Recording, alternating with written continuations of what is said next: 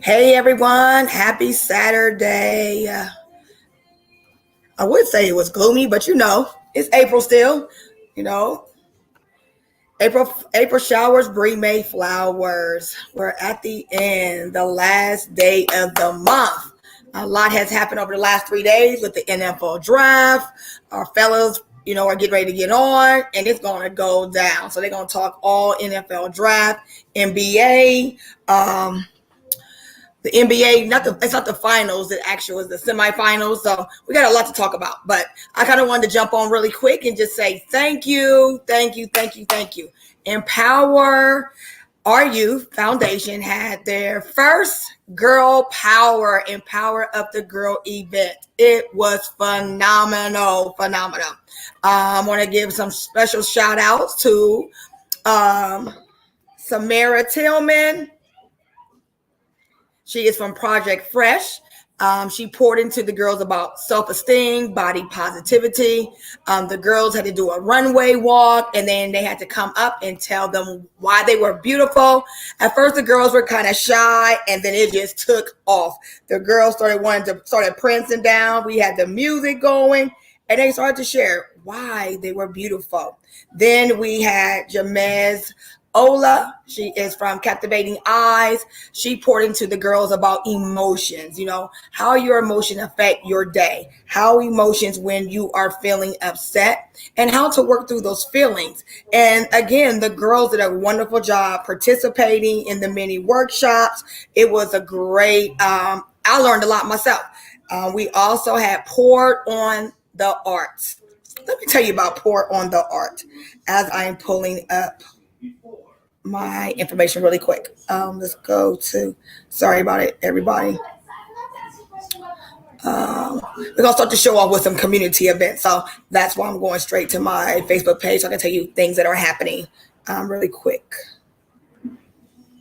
Okay, so we have Pour on the Art. And what I say, my vision for the canvas was for them to create and paint an affirmation that was what it meant to them and beauty. And not only did Pour on the Art do that, they took it well beyond the scale. And the girls got to do a girl power. There was one canvas that had 5 girls where they got to paint them what their skin tone was. And some of the girls had Black Lives Matter. Some of the girls had Be Beautiful. Then we had Girl Power. I mean, it was just a great time. The ladies were able to talk to them of how to mix the colors so that they could match it up to their skin tone. They were able to paint. So these were girls that were 8 years old to 16 that came today that were a part of our Empower Up the Girls. So thank you, Power. Thank you, Pour on the Art. And then I would say, kicked it off, leveled out, lit. As my executive board member, Erica said, we was lit. So we had Alicia Alacott from Swerve Dance and Fitness. But it just took off. I mean, we got our fitness in, so we was already pouring on the inside. So now we had to get our sweat on. So she came in with one of her, I would say, her dance instructors, and we got it in. It was lit. So you got to check out Empower Our Youth Foundation and get on there and see all the videos. If you see someone that you know, tag them in there, share it, support it. I mean, it was a wonderful day. So I'm getting my crew in because it's time to get it in. So just once. Okay.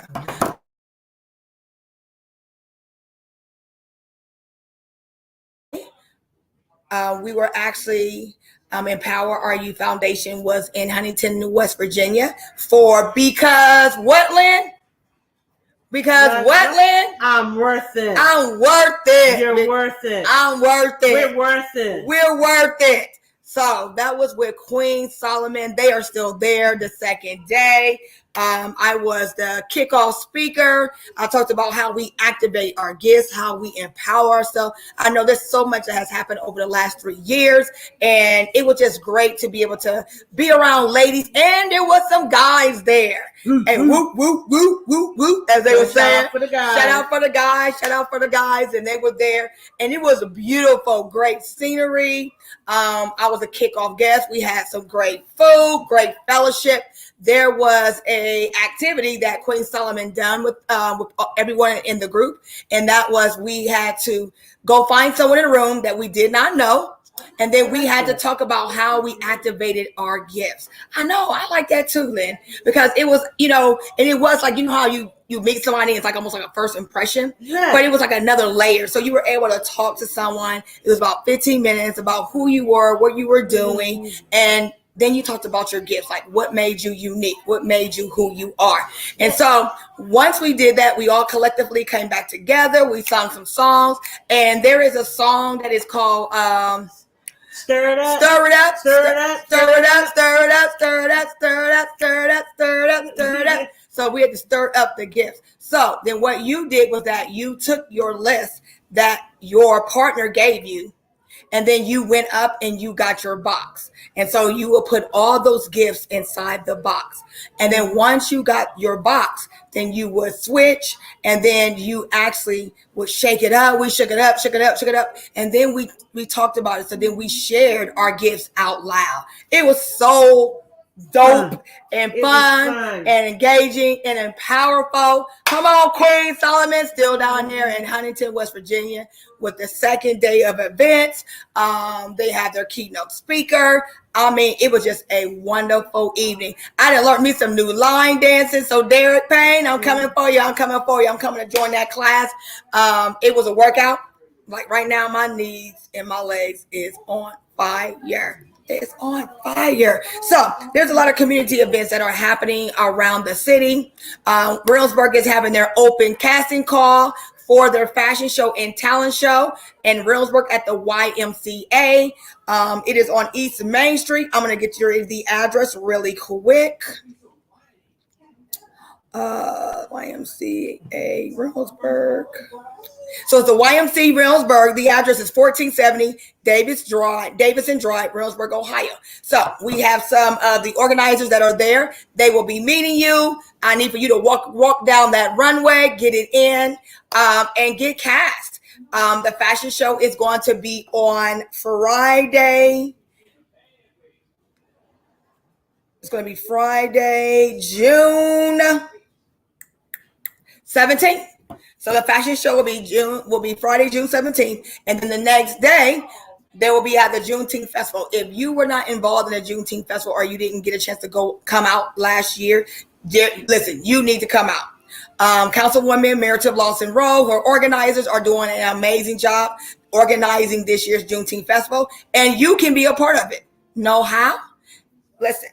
She has some different sponsorship packages as well as vendors. If you want to get your business out there, to get it showcased, to, gain attraction, find out some new networking, then you need to come to the Rimsburg Juneteenth Festival. That is on Saturday, June 18th from 10 to 4 o'clock. It's only $25. $25. Contact myself, Councilwoman Meredith Lawson Rowe, and we can get you the application so that you can, register and be a part of this amazing second annual Juneteenth Festival in Rimsburg, Ohio.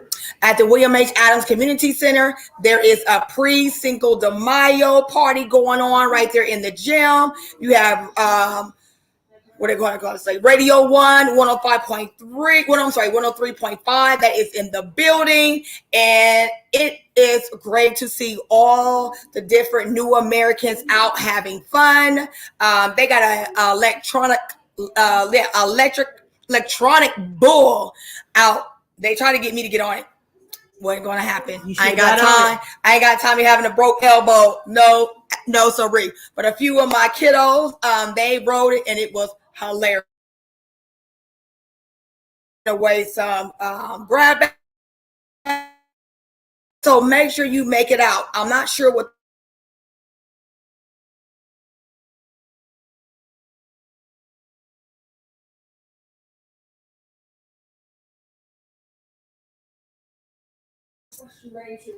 All right, we're back. So yeah, so kind of wrap up with the community events. I'm gonna kind of give you some more that are going to be happening from around our city.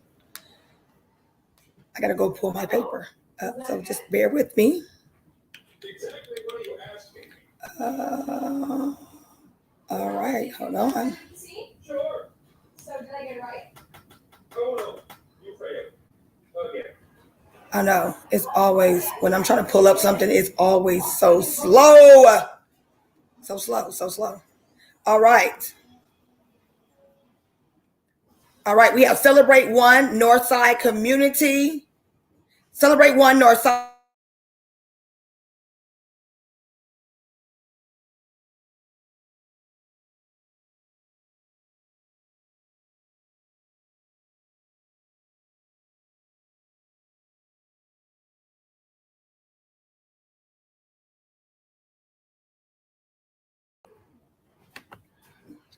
And we have our Columbus Oddities Curiosity Expo that is going on.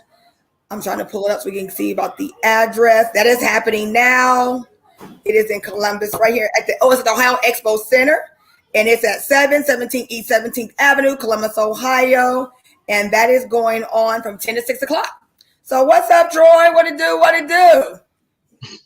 What up? I know, listen. In the world of sports, Kales, and Empower Our Youth, it keeps clashing. Oh my gosh.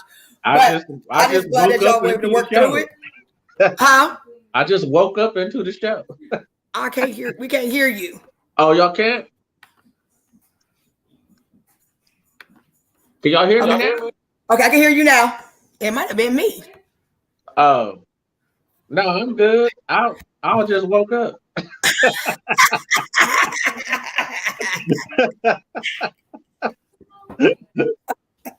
Only you, Troy. That's why we love the crew. That's why we love the crew. And I might have been talking with my I might have been talking for about 12 minutes with my volume off. What? I know. Oh, You want to start over? I might have to edit the first 12 minutes of the show. You've been live for 12 minutes. I got on. You said you can't hear me, so obviously people couldn't hear you. And we've been over here. Chopping it up, screaming, hollering. Ain't nobody heard nothing. You mean you have to do it again? Absolutely not. We on. That's the technical difficulty. I told you. Kales between Sports and Empower Our Youth has literally, I won't even say class, but it has like blended in the last 3 months, like back and forth. But you know, it's great. Yeah, it is what it is. I might be a little bit tired from driving from Huntington, West Virginia yesterday, and then coming back home at 5 o'clock in the morning. So it might be a little bit of car lag, but yeah. So I guess I'd say it'll be a do-over. So hey, this is Sports, Kales, and Wine and Brew. I'm Kales Diva. We got Troy in the building. The other fellas will get on. I know. They're gonna probably beat me up off the air. Like, Kales, if you don't get one time for us. Yeah, because Bob said 4:30, and I was like, okay, I'm going to sleep. And I got home like, I'm taking all these girls back with me, and we're gonna get online. We're gonna do this show so that everybody can have their day. So I was like, no, we about to wait. And plus, I want to hear about the NFL draft because I was able to like kind of get little sneak peeks of it. So I was like, listen, I gotta learn more. I got to find out like where we landed at. I know we picked at somebody. Y'all picked the offensive tackle. Is it gonna be good? Who knows? I know we about to wait because I want to hear about the NFL draft. I know. I'm just like, oh my God. So really quick before who's that in the background? I know. It's my friend Lynn. She need to get on the camera. Lynn need to get on the camera. You need to put her on. Get her. Why you want me on the camera? You don't want me on the camera. How you doing? Hey, what's up? Hey. Hey, she need to get on a camera until the fellas get here. Shit, we got a guest. Hey, we got a guest. You know what? Because you can talk about because we're worth it. We're worth it. Yes. So last night we traveled to Huntington, West Virginia for Queen Solomon's Because You're Worth It conference. It was held at the Fairfield Marriott Inn. I kicked off with the special guest speaker. There was a speaker for today, and we completed an activity that was Stir Up Your Gift. I loved it. Stir Up Your Gift. So I'm going to turn it around and let Lynn, we're going to put her on the spot, and we're going to have her talk about her experience. Why the fellas get on. I'm going to be honest, I wasn't going to come up. Tanya was like, you need a break, you need to come. When I got there, it was so uplifting. You're not on camera. I only see half of you. What are you? There we go. Really, Tanya? How you? There you go. Hey, man. Stir up the gift. Stir up the gift. Anyway, we did this project. It was like a activity where you got to meet. She paired you up with somebody you never met, and you got to talk to that person, find out about them, what they liked or dislikes, whatever. And then we got a box, and you had to go up and get a gift box. And they put words in there that they thought described you. Yeah. How they felt, the words that stood out. And I'm mad because I left mine behind. But I tell you what, the words is the lady that I had her from, her name was Retha.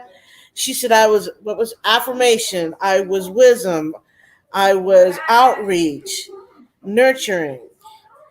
It was prospect. And I was like, wow. And I even shared with them, I was like, I hate to tell you guys this, but I'm about to tell you. I said, I wasn't about to be here. In December, I was sick. And it was like, I can't do this. But I managed to make it. And Tanya's like, you got to take care of yourself. I can't lose you. And if it wasn't for Tanya, I wouldn't be here. Well, somebody said you should have been there and you was there, so that's all that counts.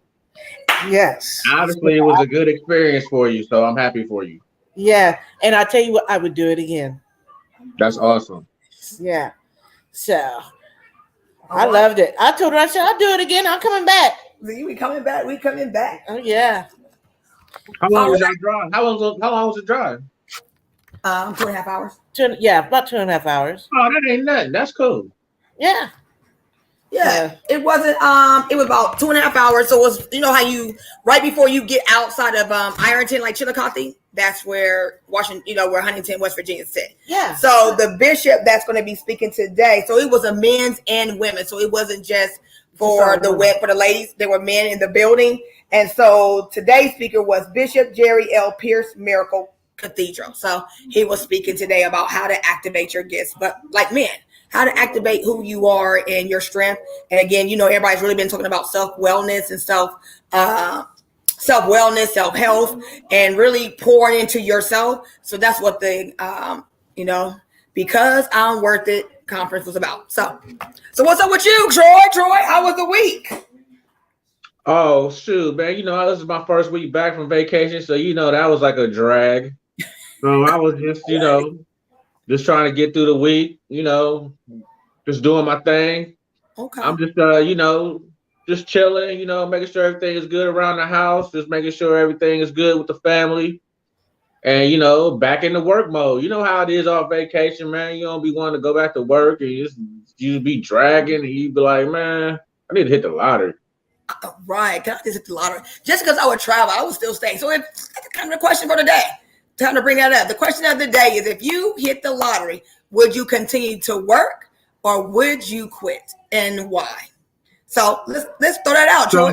So if you hit the lottery, what would you do? You want me to answer it now or wait for the fellas? Oh, okay. Answer it now, and then we can kind of pour back when they all get back on. So I would work until I got my check, and make sure my benefits is all set up and stuff like that. And then I'm Dave Chappelle and them. I'm like, ding, ding, ding. I quit. I'm turning everything in. I'm good. It depends on how much I hit for. If I just hit for the Powerball for 475 million that just came out on Wednesday, I'm good. Now, if I was like hit like 5 million or something like that, I'll still work for like, till I got my finances up under me and found out what I wanted to make, bring more money in, which are, which shouldn't be hard with $5 million. But 475 million, goodbye. I don't know. I guess for me, because 470. Well, you different because you in the field where you helping kids. I know. You know what I mean? You got, your job is different. You can actually enhance. I'm not in that type position. I'm in that position where I'm piecing y'all the hell out. He said, I know Bob would be the hell. He'd be like, so I can understand. You are an enhancer. You want to enhance the kids and enhance their lives and other people's lives. Awesome. I can understand why you keep it pushing. Me, the question was, what would I do? As soon as I got my benefits right, as soon as I got all my finances right, and that first check come, $475 million, my first check better be like $1 million something. So when I get that, I'm out. Yeah. Well, if I was to, as you said, it probably would depend on if it was like what type of money. Mm-hmm. But I think if I won $475 million, I would open up my own vocational school. There you go. Yeah. And that school would have if it had that kind of money, I would go all the way from birth to age 5. And you can hire me to come inspect it. Yes, I can have. Then I can go ahead and bring you all on. Yeah, I'll come inspect it. Independently. I'll make sure you all good. I would have you can be my own alley. I would have a bowling alley. I would have a bowling alley. Yeah. I would have a pond, like a man-made pond where you can learn how to fish. I would have a hardwood, area like how we had at Eastmore. That's the one thing when we worked at Eastmore. We had like all these little small. I would have a culinary, so it would be a kitchen. Like it would be a state. I would take that same toolage from like between a Ron Clark and a LeBron, and I would pull them both together. So you build a high school, P Diddy, and just make a birth to 5. So when you walked into middle school, you would have financial literacy, like journalism. Learning how to build off the land, like garden, man, it would be, you better not give me that type of money. You better not. I would go take a piece of land right over here on the backside of Morris Road and build a school. There you go. That's why you ask the questions, because it's different for me and it's different for you. Yeah. I can understand. Me, I'm out. You catch me on the beach. And now you said catch you on the beach. Now that would be the one thing we would take off the whole summer. So I would have to be like all year round school, because every 3 weeks we would have to be out. So I would pick up that type of mentality. If we were in school, we would have to be school 6 weeks, out 3 weeks. And them 3 weeks, I would be in Florida or somewhere else. I wouldn't be here. Especially and in the winter. Only one person get to make that decision, because only one person hit that lottery on Wednesday. One person hit that lottery? One person in Arizona. Yep. What? Can you imagine them calling you and you $475 million? They wouldn't have to call me, because I'd be at their front door the next morning. There would be no calls. Right? They'd be like, who's this car in the parking lot? Oh, that must be the lottery winner. Like I would have my pen in here. You have your little pen be behind your ear. All right. Where do I sign? Take my taxes out. Because yes, take my taxes out. Where's the note? Take all this. Take everything out that you're gonna take out, and let me keep it on pushing, and don't bother me, because I'm changing everything. Yeah, keep him I would be the same way. Take all my taxes, pay off all. I would have to go get my accountant so that they could get all my affairs in order. Pay a couple families' bills off, like especially student loans, and then after that, I would take one trip. Hey, everybody, we out. We out. Well, your president might be paying off your student loan, so you might not have to do that. Ooh, that's my only jig right there. But you can hold your breath on that as much as you want. Don't even get me started on that. Don't even get me started. So we're gonna kind of switch around. We're gonna just keep rolling. Who was the shakers, the movers, and the losers in the NFL draft? Let's pop it off. The Jets was the winners. The Saints was the winners. The Giants won. The losers, shoot, I think it's Tennessee. They gave up. No, the losers was Baltimore. They gave up their star wide receiver. It was so. That was the first time I've seen in many years that there was so many, changes, And transfers, and changes, and going up and down. Like I've never seen that much movement in the NFL. Like the first round, they were shaking and moving. Yeah, because this is the type of draft that you could do that for because it wasn't a lot of quarterbacks up there. So Tennessee, they kind of was, they finally drafted that quarterback out of Liberty, Willis. So he's going to compete with Ryan Tannehill, but they gave up A.J. Brown. I was like, I started watching the highlights. I was like, what? So y'all drafted a quarterback and ain't give him no weapons to throw the ball to. Okay. Right. Like, okay, yeah. Like Baker Mayfield. I call him a loser. Yeah. Well, that's because he's still sitting on the Browns bench right now. They thought that he was going to get traded. I told y'all what they should do with Baker. Let his ass sit on a 4th string for the whole year. Don't trade him. Don't do nothing. And that's what they're going to end up doing. They don't have no choice. Nobody really, it's over. Are they keeping him? I mean, you got to look at this situation. You can't even get traded on draft day. On draft day. That I was like, wow. For people who look, they don't even want him for people who ain't never played before in the NFL. I know he was at home, even his Twitter, because I was on Twitter, because that's how I was kind of keeping up with the draft was on the Twitter. And I was like, oh my God. His Twitter was like silent, because usually he always got something to say on draft day. Nope, he didn't say anything. Nobody want that contract for somebody who they don't know who won't pan out, and they already seen enough to know that he might not work. No, he might not work at all. Like, whoo! I was like, wow. So yeah, he was. I liked it. Josh Allen. That Bills offense. Yep. Into none. They got boy's brother. They got James and Dalvin Cook. Dalvin Cook's brother. So they just loaded back up. Loaded back up.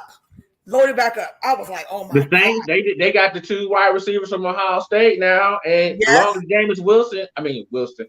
Jameis Winston don't throw the ball to the other team, they might be okay too. They might be right. Even the Steelers did okay, and what they was picking. They got Kenny Pickett. They got another QB. They got Georgia. George Pickens.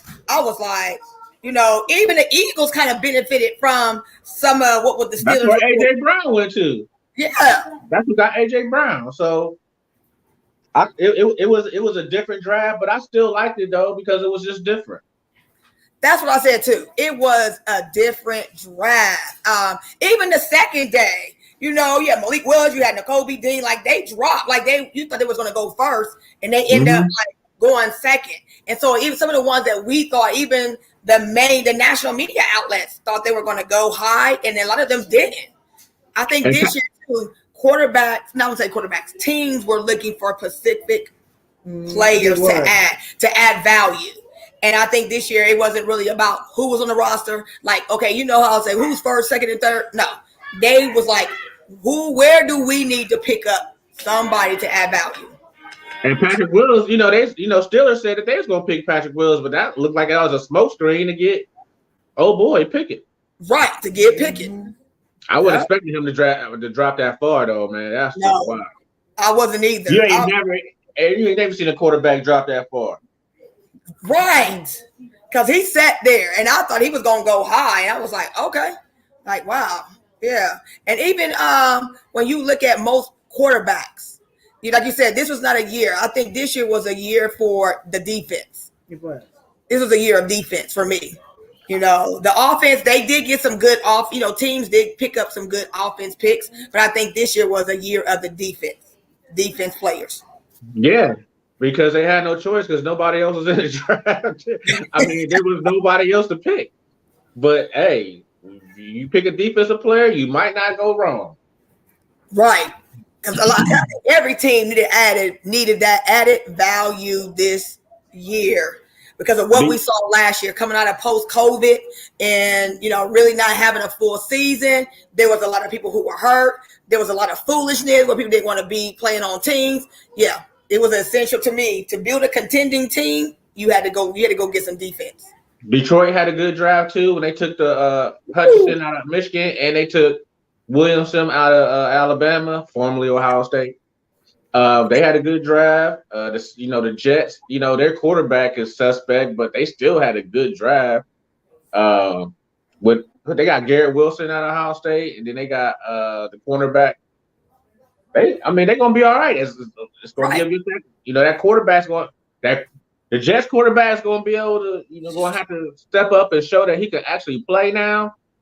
And Jameis Winston, you have to step up. He can't do what he's done in the past. That's for me is going to be the dark horse for me. Is he going to go into Cleveland and play like we know he has played from college level and at the beginning of his career?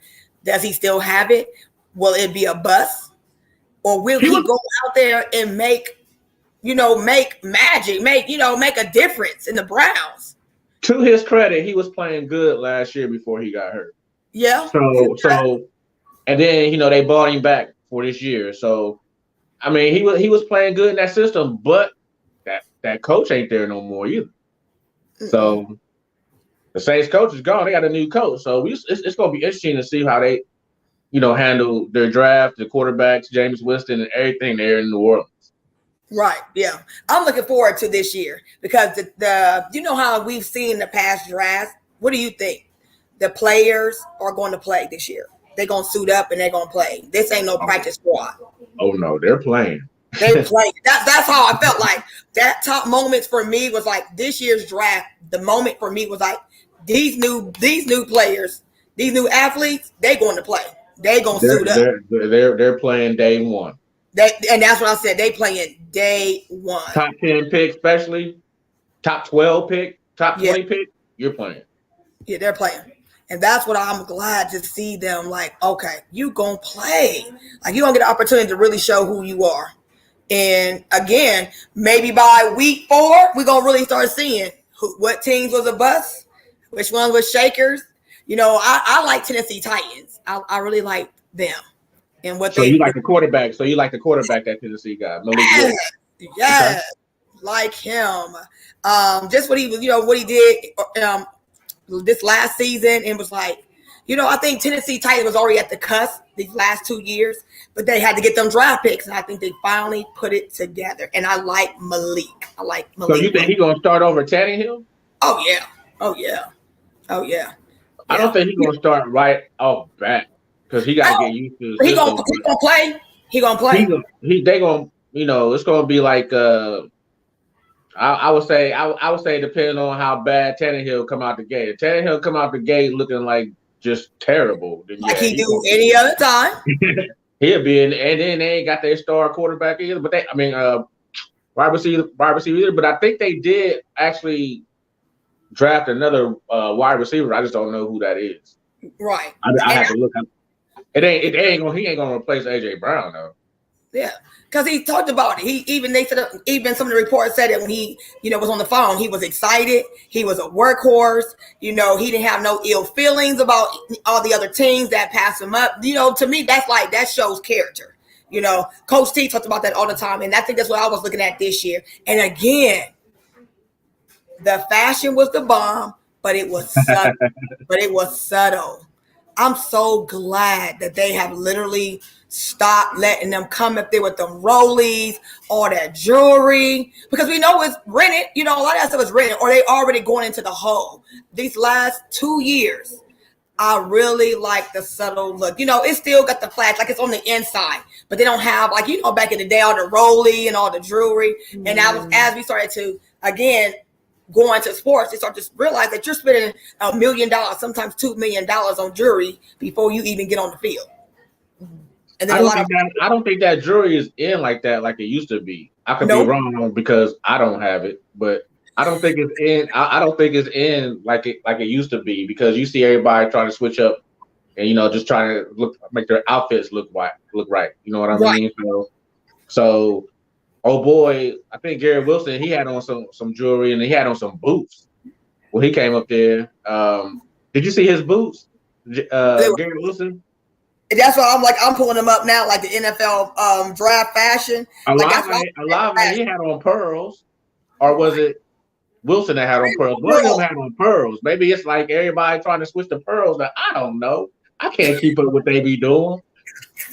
I just know I can't afford it. So this year was one of the wildest. It was one of the wildest and outrageous looks, I do think. Past with some of their fashion, like, you know, we always go back to that, you know, when Ezekiel Elliott came out with his half top, and, you know, what I saw Cam Newton when he got drafted, he had like a full top hat, which he still, you know, at least he still keeps it 100 with that. Hey, but I want to talk about that too, about his show that he has. It's very interesting. If you haven't checked it out, you need to check out his show. Cam Newton? Cam Newton's podcast. He dropped some coin. I heard he stuck his foot in his mouth a couple weeks ago about it, but yeah. I haven't actually checked it out, but I did hear he had something, and he said something disparaging about women, of course. So what did he say? What did he say about women?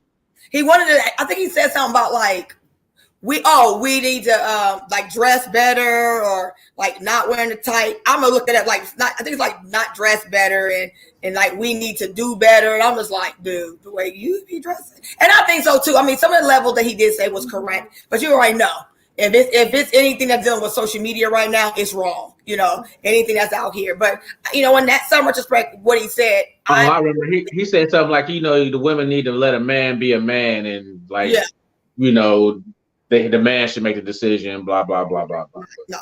Whatever. We're not doing none of that. No. And you know, you can if you're married, you can let it ain't in the 50s no more. I don't know what the hell he talking about. No, but we're not doing that. And women now have a whole different retrospect of who they are as a person, who they are for themselves, for their bodies, who they are, you know, like you said, it's not the 50s and 60s no more. Women, especially millennials, and what are they, Gen X?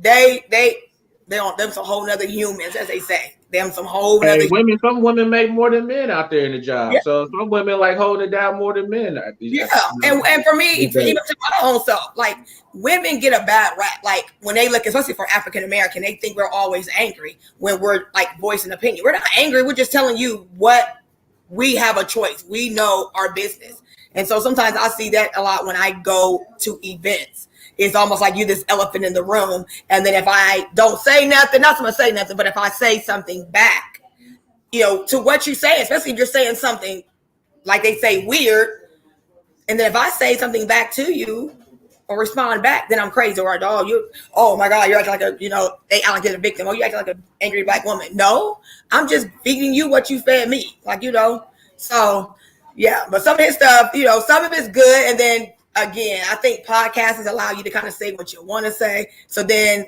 they take it to the hip because it gets that reaction. It gets everybody start talking, everybody going back to the podcast. That's how I found out about it. You know, I found out about it because he was getting drugged through the mud. So he was getting drugged through the mud. He shouldn't have. You can't say that to you. Come on, bro. Like, no, you can't say that. He has a dope podcast, and then he said that was like, come on. There's some things my wife do in this household that I'll be like, I'm glad you do that, because I can't do it. Hey, more peace to my wife on the things that she do in this house, because if it was up to me, it would not get done. Right, and that's what you know what I mean. Yeah. So I don't. I respect everything she do. So you know, and on my end, she respect everything I do. So and that's where we're grounded. You know what I'm saying? We're grounded. And then when people elevate, they they say whatever. They say all things out of context and be like, dude, come back down to the ground, dude. Like, what? Women out here, especially women out here beasting. We out here on some, really changing worlds, mindsets, perspectives, really understanding who we are. Because again, it's 2022. So you think about it, it wasn't just 50 years ago, we weren't even able to vote. We didn't even have a vote. So to be able to be here at this place now, like, yeah, like, come on. So it's the podcast world. When I look at athletes going into the podcast, there are some great episodes, and then you get an episode, you just be like, dude. And that's what I want to think sometimes. It's like, do you do it so that people can to go see it? And even though you're going to get drugged through the mud, but it's still visibility. It's still a way for somebody to see your podcast. It's still a way to see your podcast. Cam Newton, you think he going to play next year? Nope. You think he done? I don't think he done, but I don't think nobody going to do with them antics. I don't think he done, but he got to know that he ain't no starter no more. No, and that's the thing. Yeah, he's not a starter. Like, Cam has done so many antics over the last, like, for me, Cam Newton was one of my favorite players, but he allowed too much of the world to take away what your job was. What was your gift to be a football player? And you let outside, like, I look at Cam Newton as the new Dennis Rodman. He has the same persona. It's like for me, it's like Cam Newton picked it up. Because at first, really nobody knew who Cam Newton was except for on the field. Then he took the antics off like that when he wore that Wizard of Oz hat. I think it might have been like 2018. He came on there with that green hat on. And it was like down to his eyes. And then the day that he wore the witch hat, and then Harry Potter came out there and he had a whole cape on under his football suit, and he came out of that cape. I was like, what are we doing? Well, I mean, he did take Carolina to the Super Bowl with just him. Yeah. That is a feat among itself. So I give him peace forever for that. Yeah. That game right there, that's the game that I will always remember him. He played like no other. That's equivalent to LeBron taking the Cavs to the NBA Finals with Jonas Azauskas and Boobie Gibson and Eric Snow. Yeah. So Cam Newton had nobody on that team. Nobody. He was running around. 6'5", 250-pound quarterback. You won't see the likes of him ever again. And he was so athletic. I don't see nobody else gonna come in a game like that. He should actually have a ring. Right. He just went up against Denver. And that game, that's a game for the ages. Like, Cam Newton was all over that field. Like, I ain't never seen somebody play different positions and was making plays. Like, even down to the wire. And Denver he could have won the game. Yeah. Like, Denver just squeaked it out. They just squeaked it out. Because I'm going to pull that up because I said, I just couldn't believe. I was like, that whole entire year, I was like, wow, that was the. Yeah. You got to give me the highlights of last week, Tanya. What happened last week in the HBCU Classic? What happened? Oh. You got to give me the play-by-play. Did you meet Vivica Fox? Because I heard somebody who met Vivica Fox that said that she was kind of off-standing, like she was like kind of like diva-ish. It wasn't her. It was the gatekeeper. I heard that she had an attitude. It wasn't her. Did you meet her? I got to meet her. We were standing literally side by side with her for a full hour. I heard everybody was cool except her. No, Vivica Fox was one of the coolest. It's just that her gatekeeper, as I called her security, he wasn't having it because the guys that was trying. They was doing too much. They trying to hold her on the front. They trying to hold her to the side. They coming on to the court with your phone going live. Hey, Vivica, get in my screen. She like, okay, And so then when they trying to as she's like trying to go into their screen, into the guy's screen, they trying to hug her up and trying to put their face all on top. that gatekeeper started shutting that down. That gatekeeper said, absolutely not. And she still, if you had a family and like, you know, some of the players had their kids and even some of the fans that were on the lower bowl of the arena, they were able to go out and she took pictures with them. She was, you know, kicking it with them. I mean, she was a cool sister. It was her gatekeeper. And I felt it because the first couple guys got it off. Even Joe Torre was on it. He was out of control. He was out of control. Like he's standing 10 feet away from her. He going live with his phone and it's like towards Vivica. And the gatekeeper is like, well, on top of her, like, dude, no, back up. So before we move on to the next topic, like, tell us about your experience. Like, what did you think? How did you think it was amazing. You know what? To see HBCU, to really see it be put on the map, to really see like Clark Kellogg. I got to meet one of my legends, Clark Kellogg.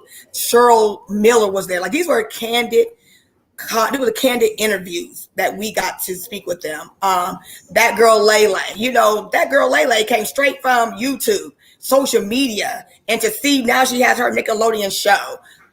The little girl her name is Lily. Her name is Lily J. The show. Her dad and her started DJing with each other over COVID. And she blew up. She was the special guest DJ for that girl Lele. They had a kids party and it was lit. The little girl got some skills and she will be here in August for the Fully Empower You fashion show. So yeah, she's going to be our special celebrity guest DJ and she's 7 years old. What? And her dad taught her how to DJ. The bomb.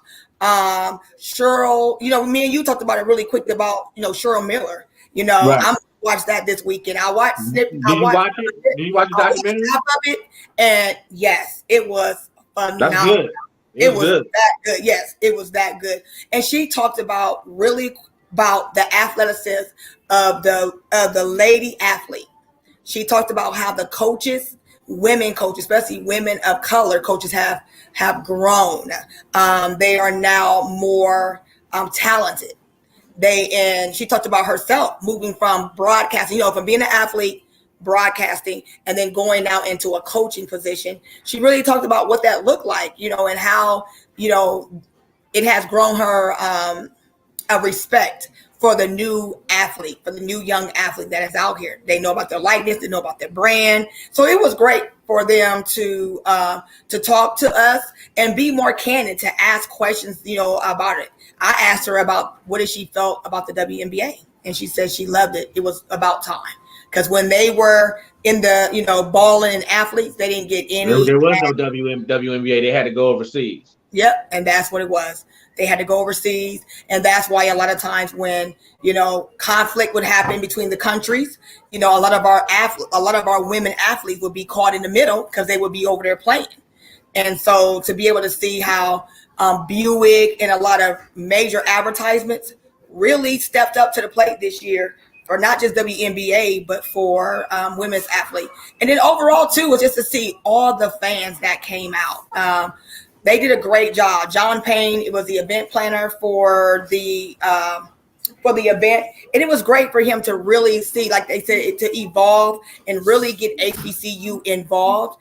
And we had the old school versus new school ball game, and then you had the OSU greats against HBCU players. So they had Hampton, a lot of schools that I hadn't even heard of that were HBCU. So for me, it was a learning lesson.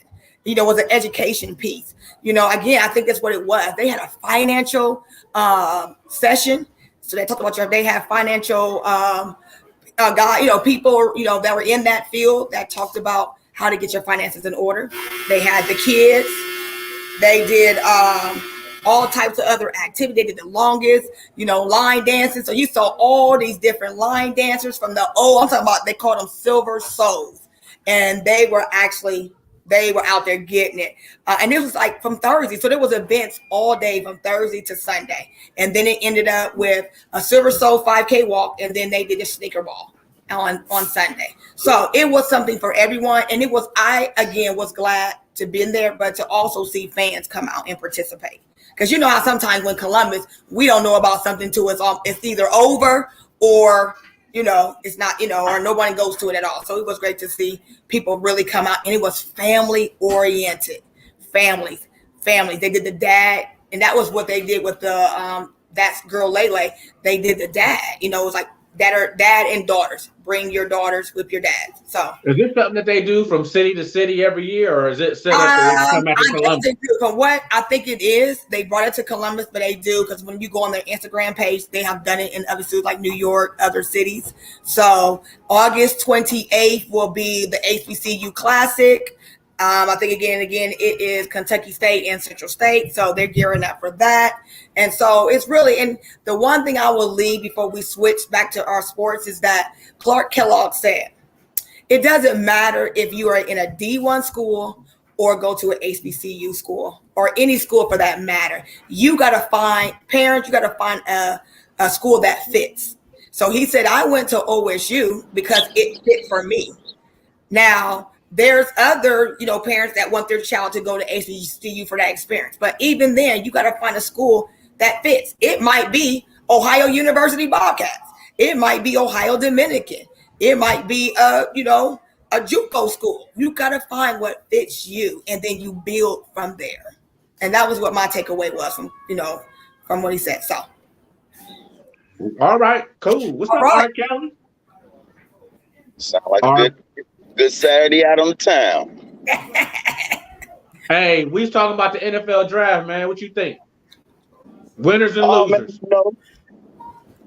And NFL draft, it's been pretty much on par this year, as far as and my point of view. Everybody trying to fill holes, and I mean, you just playing a guessing game, when you're doing this draft. So, I mean, you can do all the homework you can, but it just come down to who wanted more. So, like I said, I've been looking at the Bengals stuff, and we got two good picks in our first two pools. Then we picked up a defensive end or / defensive tackle. So, it's gonna be interesting. It all boils down to when they get out there for them 2 days and put them helmets on. That's when the rubber meet the road. Yeah, but the top 10 players that got picked, they are playing. For sure. Yeah. Oh, of course. Yeah, you'd be a fool not to put them on the field. I mean, what was the point of picking them on the field? You're not gonna throw them out there. Top 15 picks is playing. So you're playing. Yeah, they got to. Especially, because I'm pretty sure it's mainly Jets, Giants. Who else had top pick? Carolina. So, you got to play them. So, you got to prove your worth and make it happen. Didn't Carolina get y'all quarterback? Carolina got Cincy's quarterback, didn't they? Yeah, they did. Who, Dalton? Carolina. North Carolina. No, he went to he went to Atlanta. Oh. Yeah, so he went to the Falcons. The Panthers didn't pick Cincinnati's quarterback? No, not the No. No, he went to Atlanta. Because that's what they were saying Baker. That's what they were saying Baker was going to get traded to, but they halted the trade because they picked up. I thought it was Cincinnati's quarterback, but maybe they got another quarterback. No, they still playing. No, I think they still playing around with that quarterback spot, man. I don't know what the holdup is, but yeah, they still playing around with that. So I don't know what the deal is or who they waiting on or who they think they're gonna get, but it's gonna cost them. So they better get it wrapped up quick. All right. So we talked about the draft. So now let's kind of move it. Brooklyn next. Oh, we need Neil on for this. We need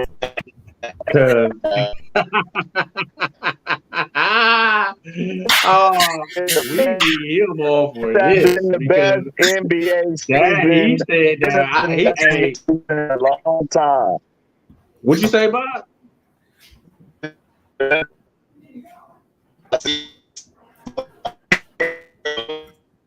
Bob Kelly, he need to come out that car. Bob, you breaking up bad, man. Yeah, he breaking up bad. As soon as I saw that, I said, "Where's Troy?" "Where is Troy and Neil?" Man, I can't wait. I could not wait for Neil to be on here because I was going to go. Oh boy, Hey, you heard him, Tanya? He's like, oh, you and Bob, y'all just be giving up on players too soon and giving up on the team. No, we That's don't. why I'm cracking up. They just terrible. Terrible. I knew they were gonna lose. They the only team that got swept. They the only team that got swept. You got swept with Kyrie Irving and Kevin Durant. You got swept. Swept. Like, take your broom out and just push you all out the door. I said, you back, Bob? I said, yeah, oh my God. I said, where's Troy at? I said, wherever Troy at, I need to going. Hey, that's why I said we need Neil on here because Neil was like, he said, me and you, we be too hard on teams. We be giving up too early. I said, I'm not giving up too early. They're just not good. They're just not good. They're just bad. They're like the bad news bears. Hey, and I was on there. I was like, come on, Neil, place a wager on them. You know, let's bet on them winning. It was static. You say it was static. All I gotta say is, hey, this has been the best. This has been the best postseason in a long time. No LeBron. We got Mama's boy gone. Sucking on mommy's teeth, he gone. And then Psycho gone. This has been the best NBA postseason in a long time. I'm so glad this worked out this way because I thought it was gonna backfire when they down the COVID protocols. I thought they was gonna just waltz into the finals. But Boston, I gotta give them credit. They coach did the best thing humanly possible is put bodies on KD and make him feel everything, every movement, every second he playing. Because during the regular season, he was running around there with his hair on fire, doing whatever. But you can't do nothing. Hey, that dude need a raise. He need to extend his contract 2 years just for that one playoff stance. So I'm so glad that it worked out in Boston's favor, and we got two psychos off the radar. Yeah. As much as I hate Boston, I agree with you. I can't stand Boston, but hey, KD, y'all gotta understand, KD is not a spring chicken no more either. That dude is up there. He's up there in age. So, and you gotta Kyrie, bro. Come on, man. You can't do that to your team, man. And Ben Simmons on the bench looking like a damn Skittles box. Unfortunately, Steve Nash is going to pay for it with his job. He's going to be up out of there. Even when Steve Nash, I knew it was a downhill as soon as Kyrie was like, "Oh, we don't need to be coached." Come on, bro.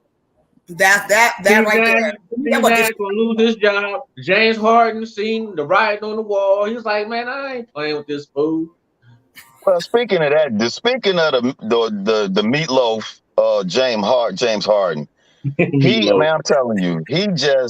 I'm telling you, man, he just causes chaos wherever he steps into. Now the word out on the block is he's sabotaging Doc Rivers. The Joker, from what everybody been saying, I guess when they're in the huddle, he ain't paying attention. He ain't, locked in on the coach. He only listening to Sam Cassell. So I don't know what spurred that on, but yeah, James Harden's another one, man. He's another cancer in the locker room, in my opinion. Because, dude, when you bouncing around from team to team every 2 or 3 years, it ain't the team, it's you. Yeah. It's you. Well, the GM wanted him there. That's his GM from Houston. Right. So yeah, but whatever's going on, something's not clicking with him and Doc Rivers. I don't know what it is. And then Doc Rivers didn't do himself no favors, leaving Embiid in when the game was already in hand. And I guess he already out for the next year. 26 points, and he got hurt. Yeah. Right. Yeah. So he ain't doing himself no favors there either. So Doc Rivers like to fumble on playoffs. He be up 3-1 in 2 series and come back and lose. They good now, but yeah. Embiid ain't gonna play against the Celtics. Yeah, they're not getting past the Heat. They're not getting past the Heat. That point spread and already went up 4 points. It was like think at 4, and it already jumped up to 8. So they're not getting past the Heat. They playing the Heat or the Celtics? They're playing the Heat. Celtics is playing Milwaukee. playing the Bucks. The Bucks. That's gonna be a good series. Philly is playing the Heat. They're not gonna beat the Heat without Embiid. No. Because Eric, to me, when I look at when you get to this level, it's coaching. Bottom line, it's coaching. And can you play as a team?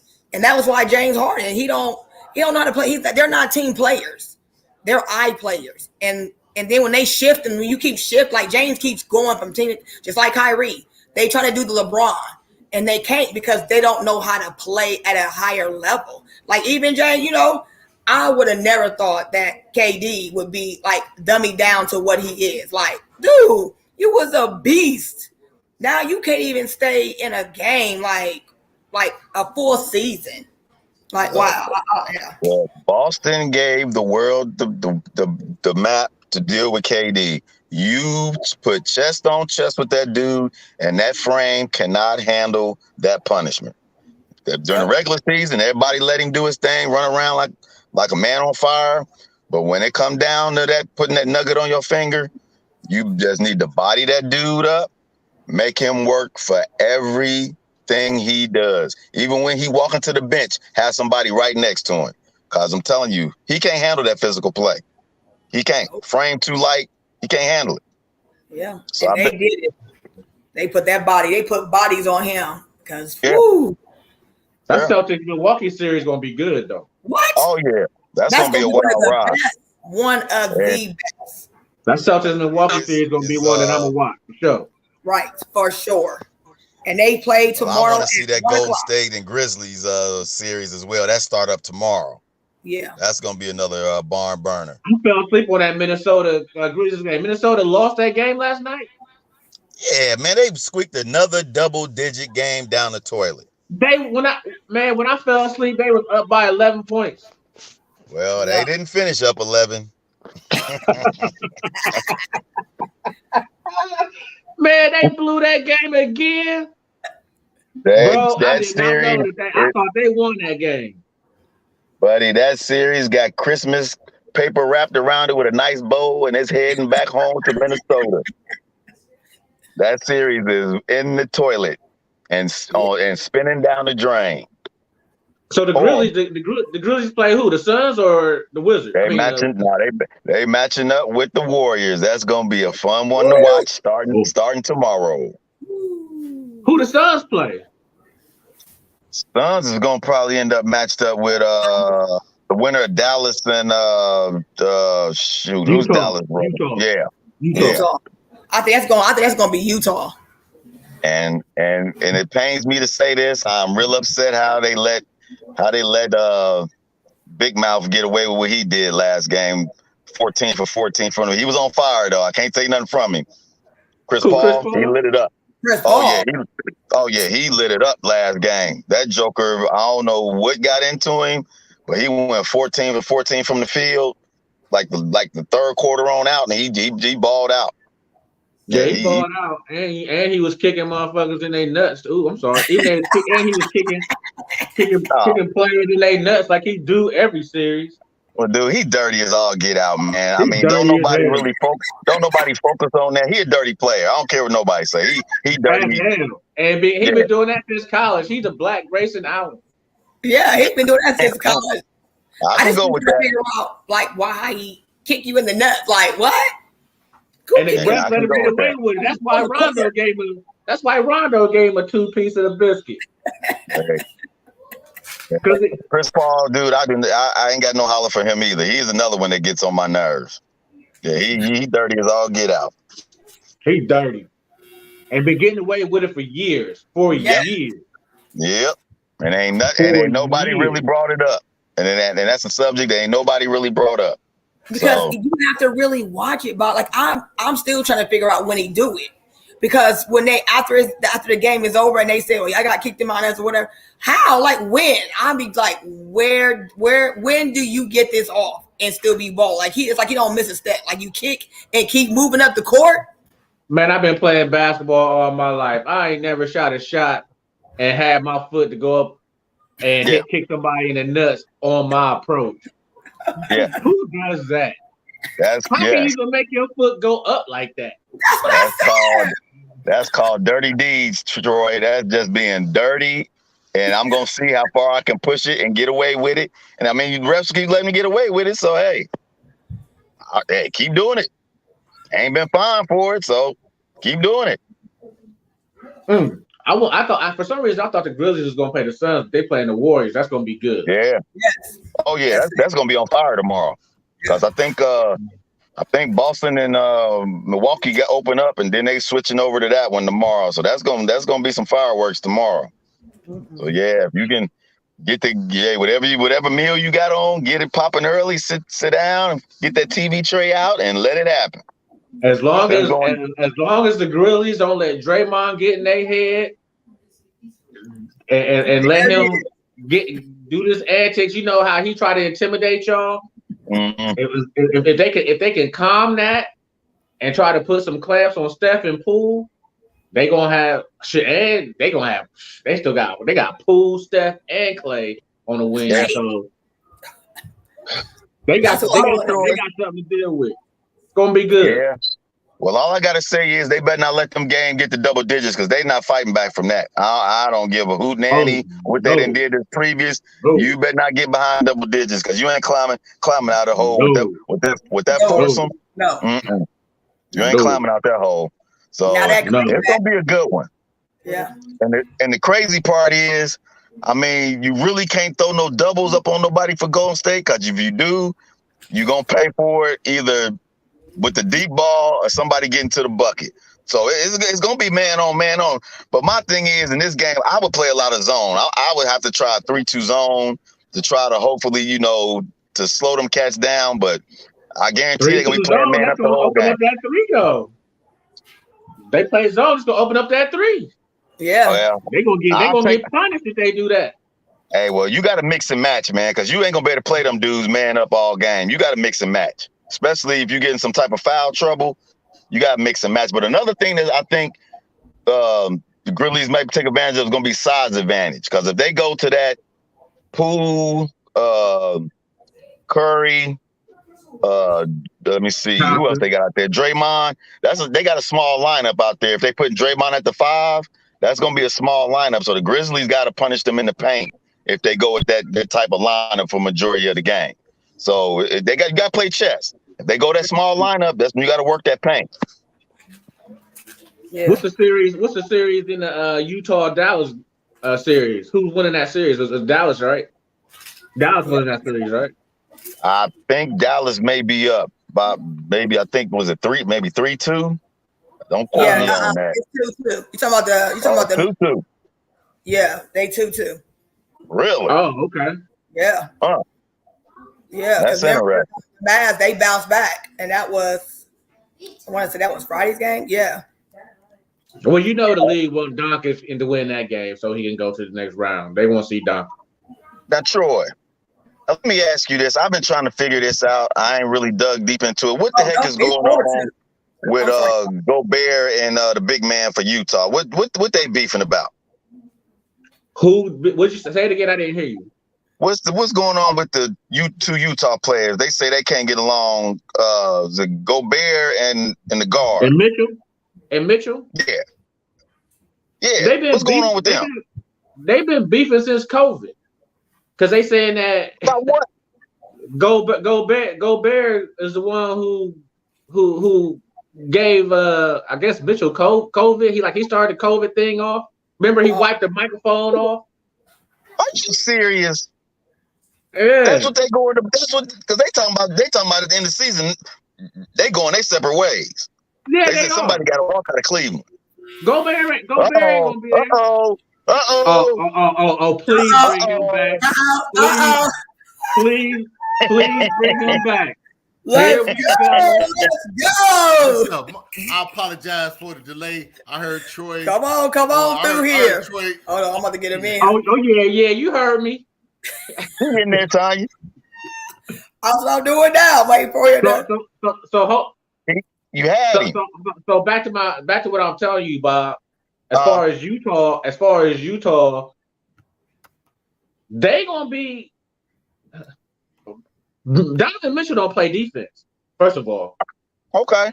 so them getting rid of Gobert and keeping Mitchell is a problem because they talking about Gobert might be going to the Nets. If Gobert go to the Nets, yeah, they talking about he might go to the Nets. What? They need some defense. Well, you Utah ain't called gonna be they gonna be terrible. They lose Gobert. Gobert is a good defender. Yeah. So they ain't been getting along since that little COVID thing that went down. So Oh my God. Mitchell don't play defense. Don't nobody want to play in Utah. You seen it in free agents say, "Hey, I can't wait to get to Utah." Don't nobody want to play in Utah. Who want to play in Utah?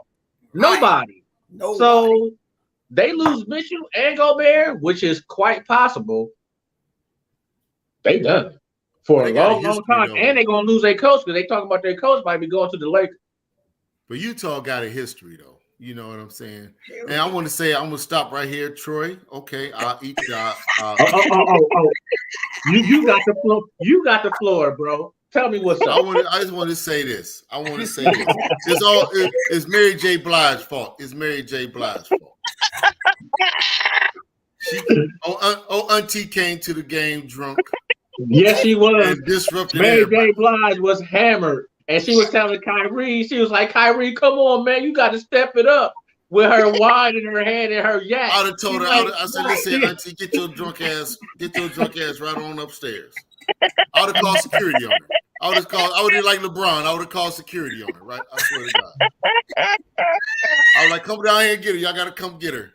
Come get her." Mary and Missy. Well, who's she with? Missy, Puff Daddy's baby mama. That's what he was with.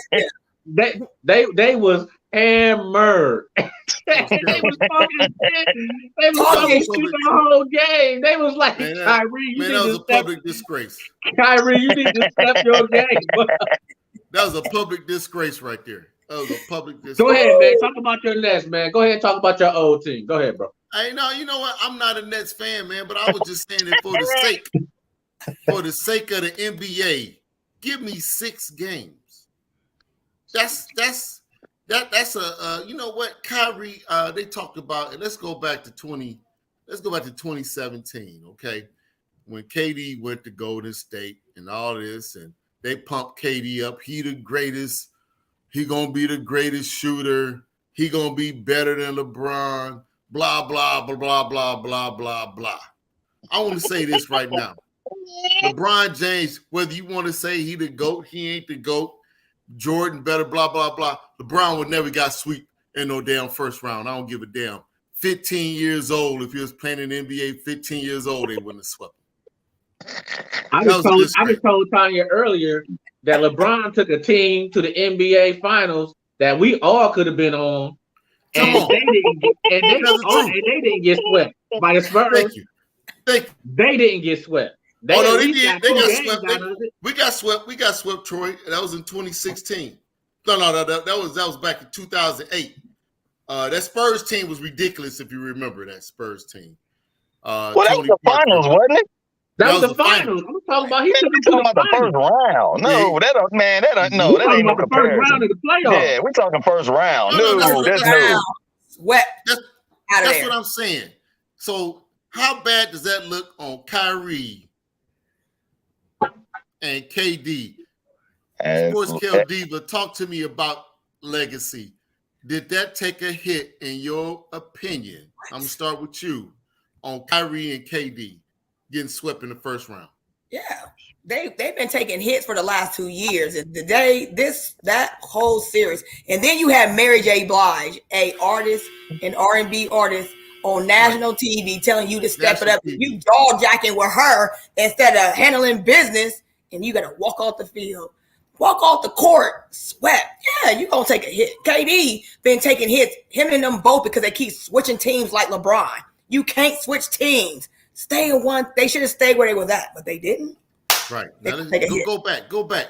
Where do you think Now I can understand Kate. Now let's go way back to that Oklahoma, that one team when they played the Heat.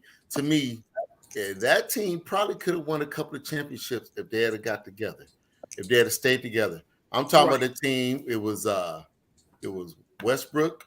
It was a young Westbrook, young KD, James Harden coming off the bench. James Harden. Wasn't Ibaka with him? Well, Ibaka was with him, wasn't he? And Ibaka, right. Yeah, right. Kendrick Perkins, Ibaka was with him. Yep. Yep. That was a hell of a team, man. Yes, it wasn't. Should have never broke it up. But his egos, them young dudes' egos mess up everything. Everything. Playing, like Kyrie don't want to play and you cannot. And so they're gonna take a hit. They're gonna take a hit. Egos, because it happened to him in Cleveland. Him and LeBron should still be sitting in Cleveland together. Same thing with Shaq and Kobe. Fucking egos will sink your battleship. And hey, I'll put my ego on the back seat. Long as we putting rings on my rusty knuckles, man, I can hate your guts, walk off that court and hate your guts out in the parking lot. But we on that court, we gonna do it. But they're different. They're different people. They're different, people now, man. Because to your point, even if the Nets from last year had to stay together, hell, you was in the Eastern Conference Finals. You had. Granted, you was going up against Giannis, but you was, damn, it was one shot away from winning it. Yeah. So I think that was a hit on KD. That's a big hit. That ain't little bit. That's a big hit. And you know who's sitting back on the couch laughing at the whole thing? LeBron. Who? Charles Barkley? Yeah. And LeBron. Because Charles Barkley was. Charles Barkley, did you see how Charles? Yeah, KD's so sensitive too, bro. He's so sensitive, man. Man, because Charles Barkley called him a bus rider. Yeah. Oh, so KD would have sent out pictures of him when he like 900 years old on the Houston Rockets team with Clyde Drexler and Elijah. Charles Barkley was like 700 years old, bro. You in your prime, right? You man, you so emotional, man. Well, come on. That's why the boys on TNT call him Sensitive Susie.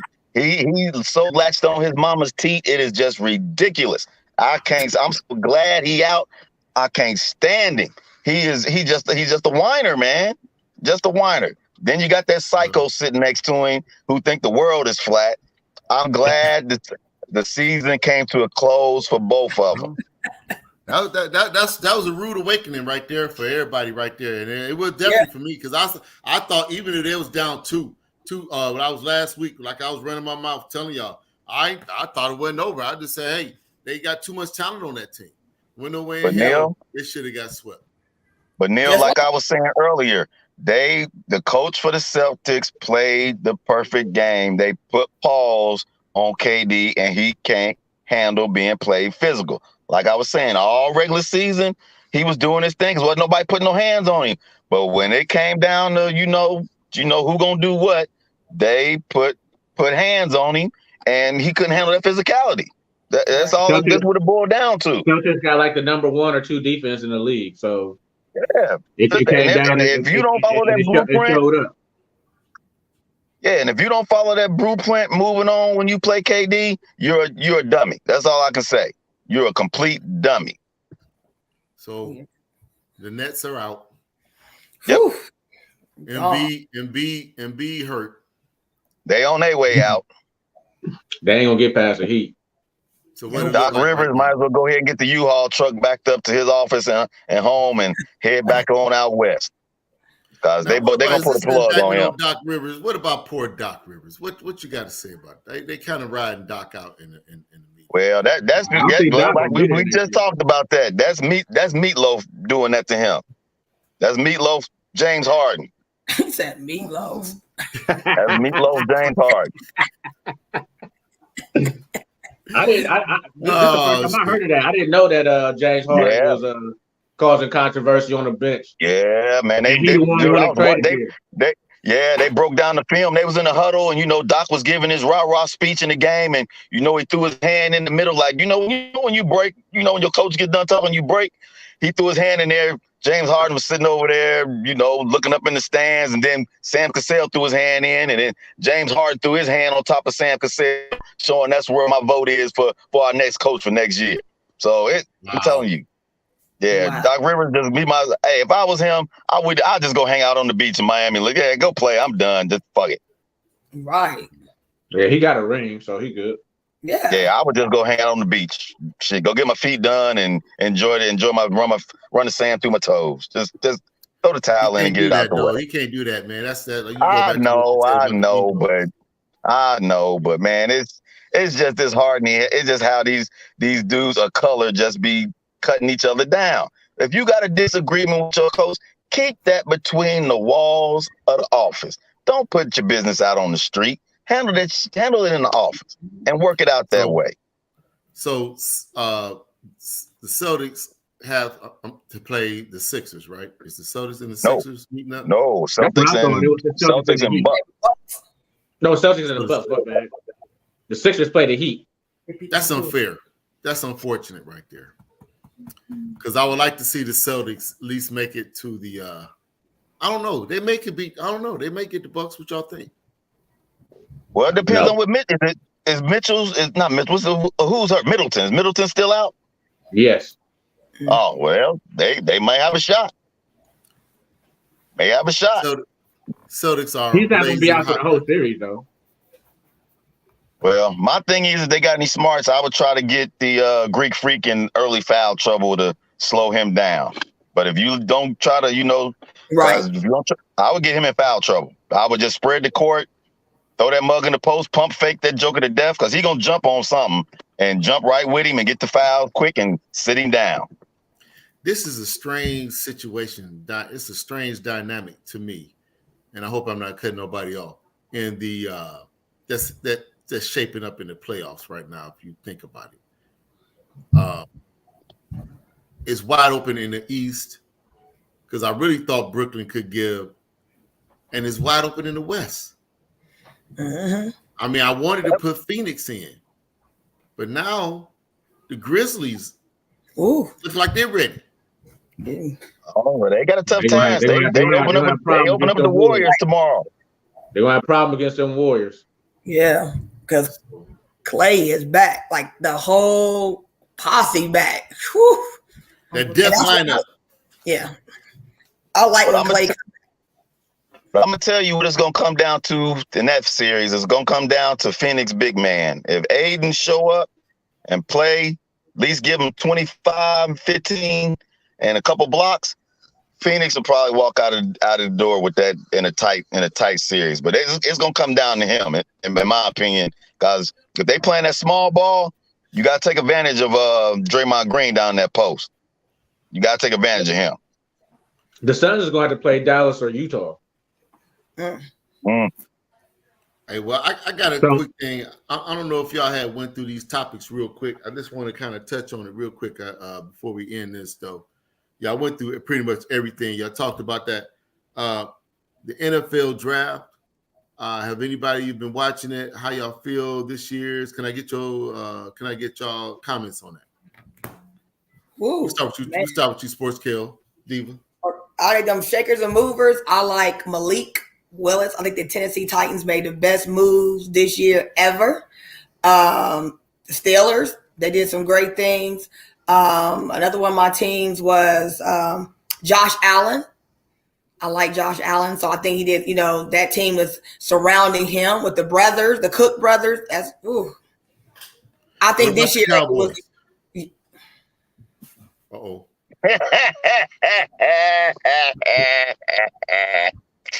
Let me get real close. Whoa! Picks up. They picked the offensive tackle. It's like you pick up athletes. I'm not. How I want to put this? Keep it 100. Why are you picking up people who stay in trouble? We are not the poster child for people. Who you talking about? The offensive tackle? He got dirt already?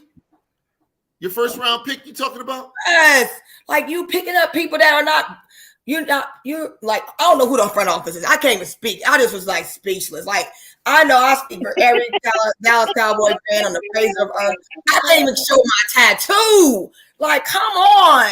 You got money. You free the state. And what did you go get? You go get somebody who has been in trouble with the law. Why you gotta be a bad boy? Like, we need some offensive. We need an offensive tackle. We need some. He got one. He offensive tackle.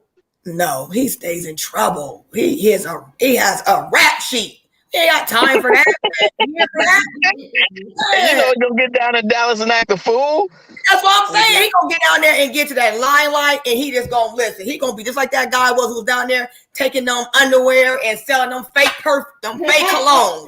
Anybody got time for that? Just a mess, man. Go ahead, Skip. Be quiet, Arkell. Come on, Troy. Yeah, that was disgusting. Come on, Troy. You know what? Now that's funny. I think that the Cardinals was a sneaky winner by getting Marquise Brown. They got Kyler Murray's former teammate. And they got Hopkins on the other side, and they want to keep him happy because he was talking about leaving. He wanted to get traded, leave out of there. They kept AJ Green. He's on a 1-year deal, so he's still there. AJ Green is still there too. I think that's nobody is saying that is sneaky. That's a little. They gonna need it for that division. They gonna need all the firepower they need for that division. Well, what about Kyler Murray as a quarterback?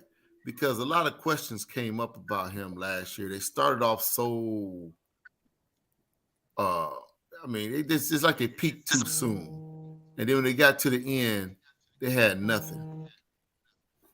I think that I don't have a problem with Kyler Murray, because who they going to get to replace him?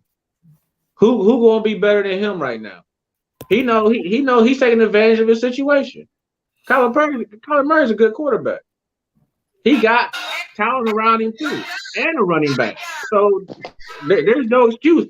That's why that's why they didn't give him that extension. They were like, okay, you got this year to prove what you're gonna do, and then we'll go from there. We got you, your boy from college. You got Hopkins on the other side, which is arguably the best wide receiver in the league.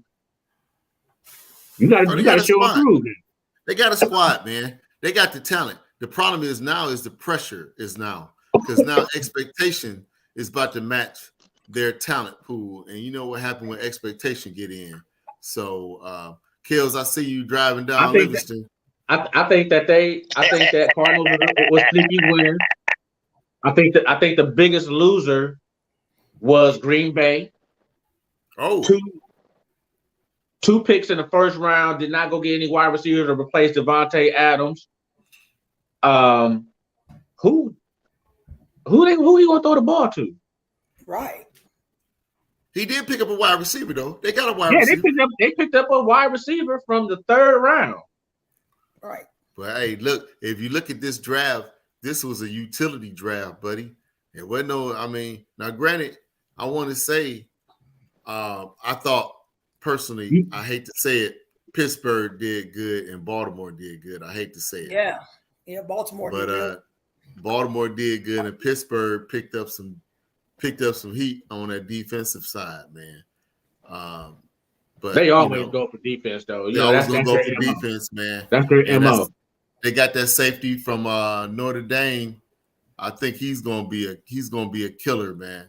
So I think about other teams. I think the Jets did well, but once again, man, this was the draft. If you had a team that was midstream and you had a high pick, you really wanted to trade down in this draft. Because I didn't see. You think 6 players? The whole damn Georgia defense got drafted in the first round.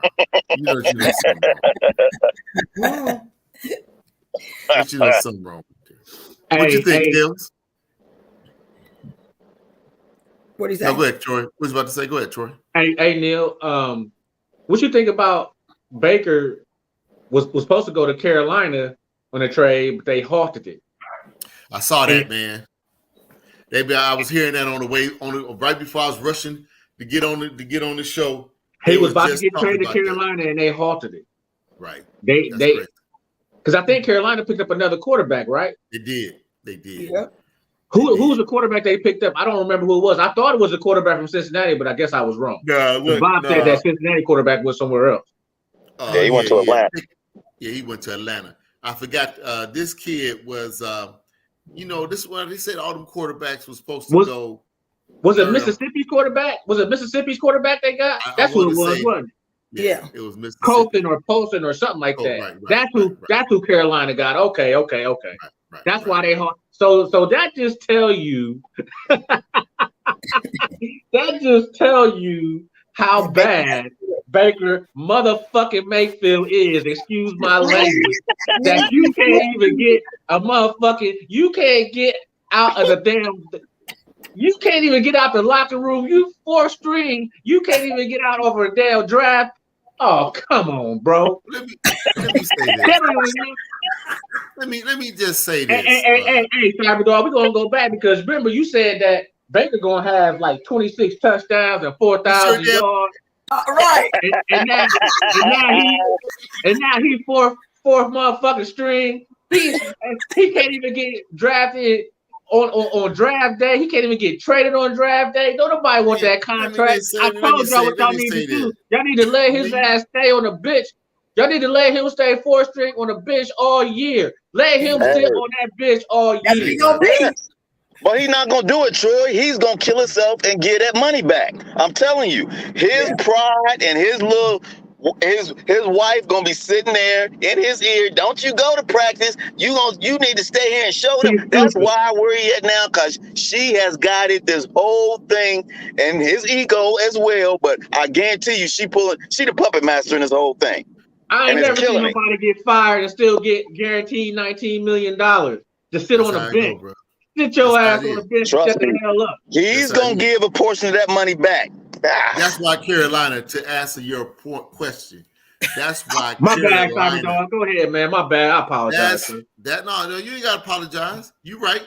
I mean, I said it. I thought, if he had to stay healthy, I felt that he's that type of player that he want to prove something to everybody.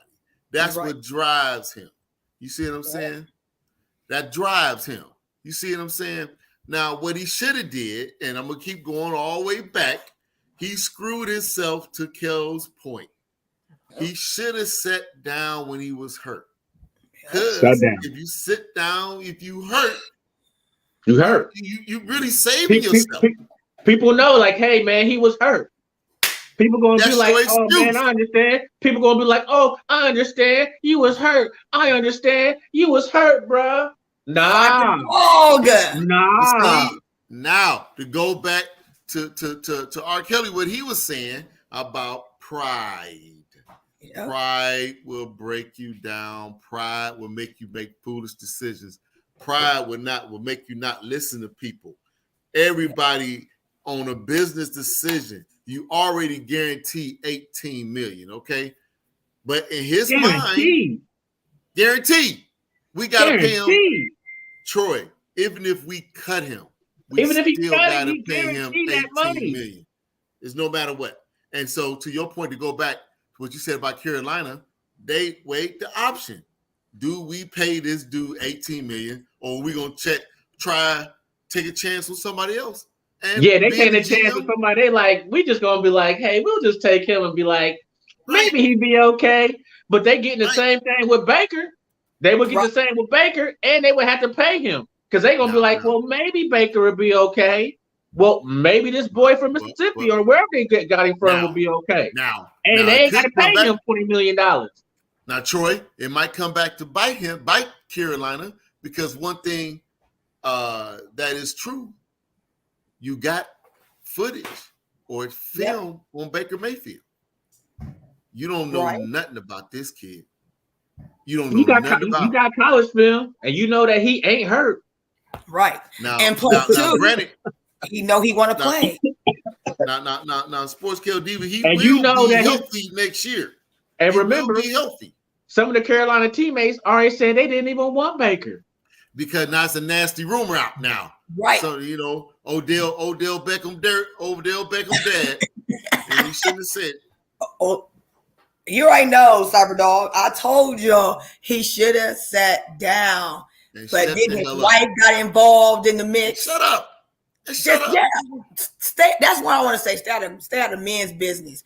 I get men's business. Stay out of his and stay out of that contract. Stop Play putting your that position. on Twitter. Play your position. Thank you.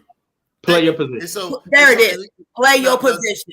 Now Play Jimmy your Haslam, Tanya, ain't never said nothing. He's the owner of Cleveland. He never said nothing about any player ever, as long as he's been a owner the last 6-7 years. He came out and said, and he didn't give a damn who heard it. Yep. We want an adult at quarterback. So now everything Odell Beckham was saying, everything Landry was saying is true. Yeah. Because that's Baker. But Baker Mayfield been doing this ever since Oklahoma. Ever since ego Oklahoma. gets the best That's of right. him. You That's see what he right. did? Even though he won and he stuck that daggone flag, like his ego Man. controls him. Man, now right there. Now you in the That is- NFL, but 19 million over your head like a nuke. And you can't go nowhere. It's like Right. it's like a chokehold. And That's then what it you is. got your players who were once silent are Right. now airing out this dirty laundry You that know. should be in the You locker right. room talk. You right. So now you know how it go. you in there know how like it go. You know how you it can't. go. Just wanna And know. It's again, sad. Where King? did you hear anybody from Cleveland coming to his defense? Like, Nope. nah, dog. That's what I said. Nobody That came ain't to that ain't the Baker I know. No, Nah, right.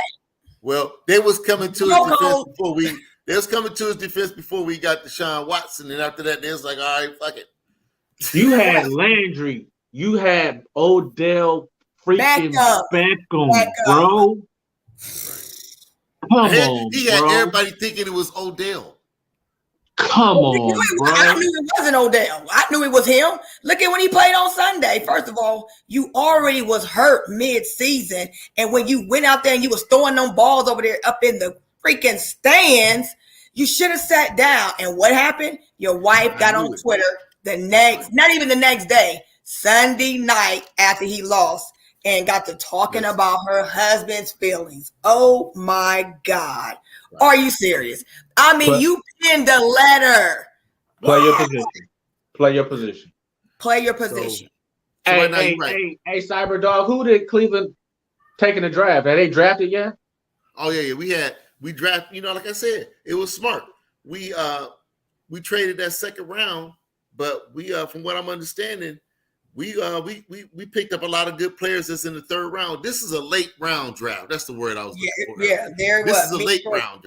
That's where all the dimes are at, the late round. So I heard from what I'm hearing, dog, we already had. So now we got the all three black quarterbacks. And Oh, I'm they picked telling up a you right quarterback? now, we got three black quarterbacks. So if anybody starting kneeling, is the whole team gonna be on the only one gonna probably be standing up is the coach.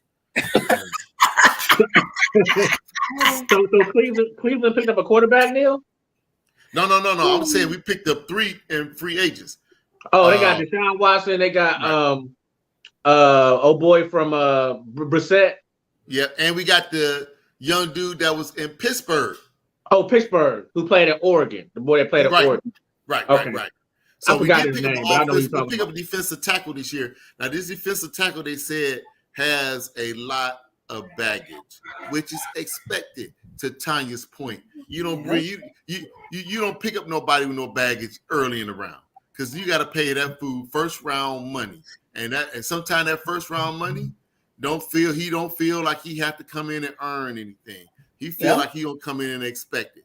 But this kid we picked up that has baggage, I heard coming in, Troy. So did y'all He's a got a third-round defensive player or y'all got an offensive? Defensive tackle. Two of them. So, and I think we picked up a cornerback. I'm sorry, we picked up a cornerback late in the second round last night. So we went defense like everybody else. Like this whole draft. This whole draft is about defense and offensive linemen. Okay, and wide receivers. Okay, don't I can't forget about that. 3 top dog wide receivers went back to back. I know R. Kelly dropped off right before I was about to say something.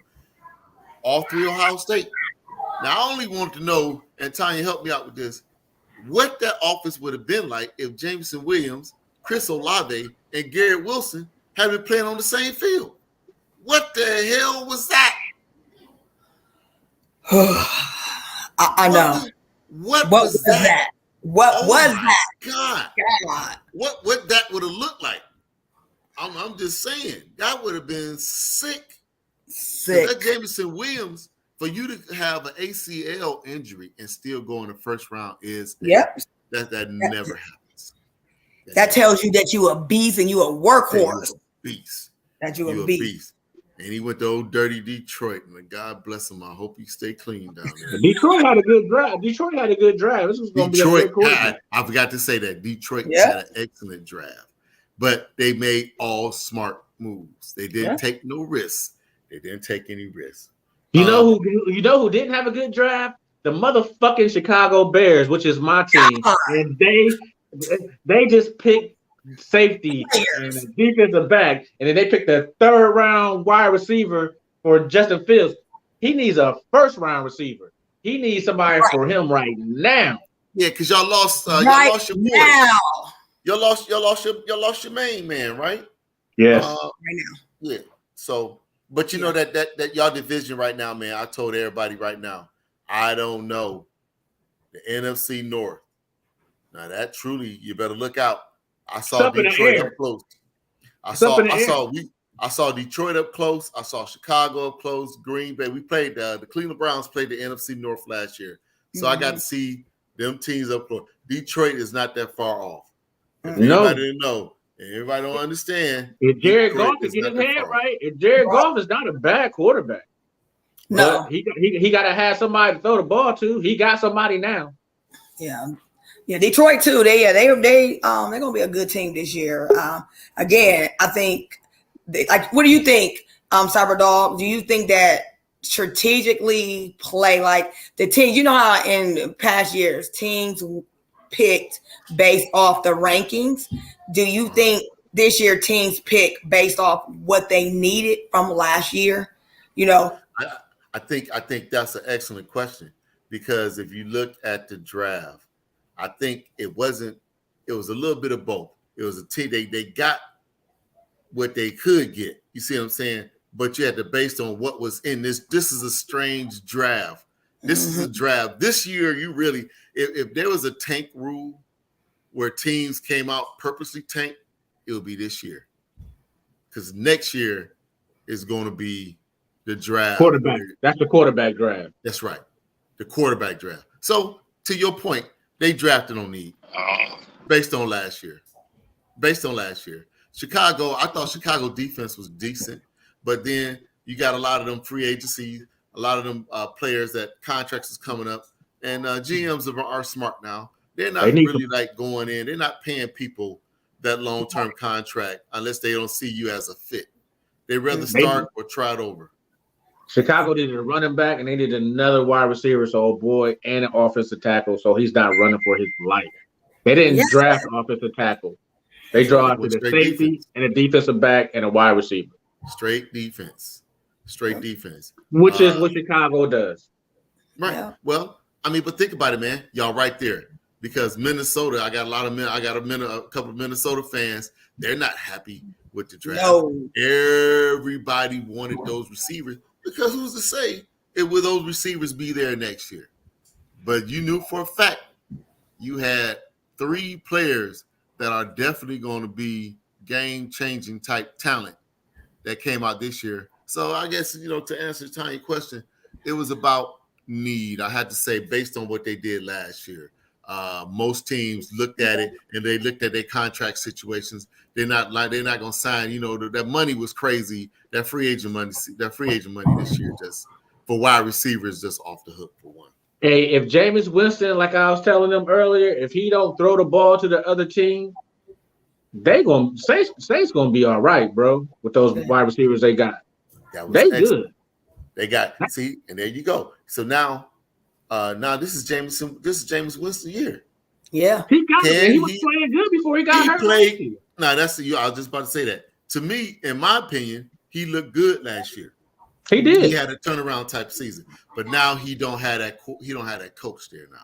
That's what I told him too. I said that too. I said the coach is gone. I don't know what impact. I don't know what impact that's going to be for the Saints. Who is their new coach? I don't even know who their new coach is. You got me on that one. I don't know who their coach is. I don't. They didn't announce anybody. I'm thinking it had to be an internal hire. I can't remember who the new coach was. They didn't. It wasn't like a big thing. But I think, like, I know Arkel's got technical difficulty, but I think Cincinnati looks good. I think Kansas City, it's going to be hard to replace Cheetah for one, okay? Now they're going to change, but Andy Reid's such a dynamic coach. Right. And that he... Who did the Chiefs get? I didn't see who they drafted. I thought they went... They went wide receiver. They took they did pick up a wide receiver in the first round. I want to say that kid from Arkansas, if I'm not mistaken. Oh, okay. They didn't go. Oh, they went running back. I'm sorry. They picked up a running back too in the second round. I saw last night. So, I mean, they're gonna probably go back to that more drop back traditional play, that type of game. So. What y'all think about how to weigh them some of the gear that those young guys was wearing? That's what we was. That was on my topic list. Yeah, I was saying that for another year, I was happy to see that they were subtle, except for the juice in his. Is that the juice? Hold on, I gotta go back to it because he had some chain that looked like a bottle on his neck. Sauce. You talking about sauce? Sauce. Yeah. Yeah. That fool had a hot sauce on his neck. It was the hot sauce he blinged into his I was like, oh my, what we doing? And all of them are iced out. Iced out. But I think too it was still subtle. Like in past years. Right. I like the fashion where they're really starting to wear, like, again, they had their suits on and a lot of their bling was on the inside of the suit and not the out. But I think this is one of the most outlandish but still subtle for me, because they didn't have a lot of ice.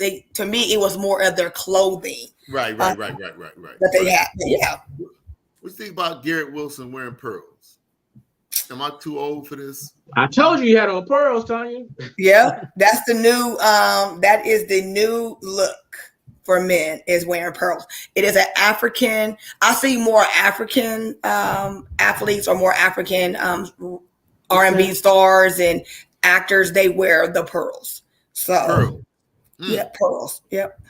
The Chiefs picked up a wide receiver in the second round. Yeah. That's what I thought. Yeah. In the first round, who did they get? Was it a? It was the defensive end from Purdue. Oh, he's a beast. That's right. He's a beast. And I want to know that one linebacker from Georgia. Because their whole defense got drafted, man. The whole defense got drafted.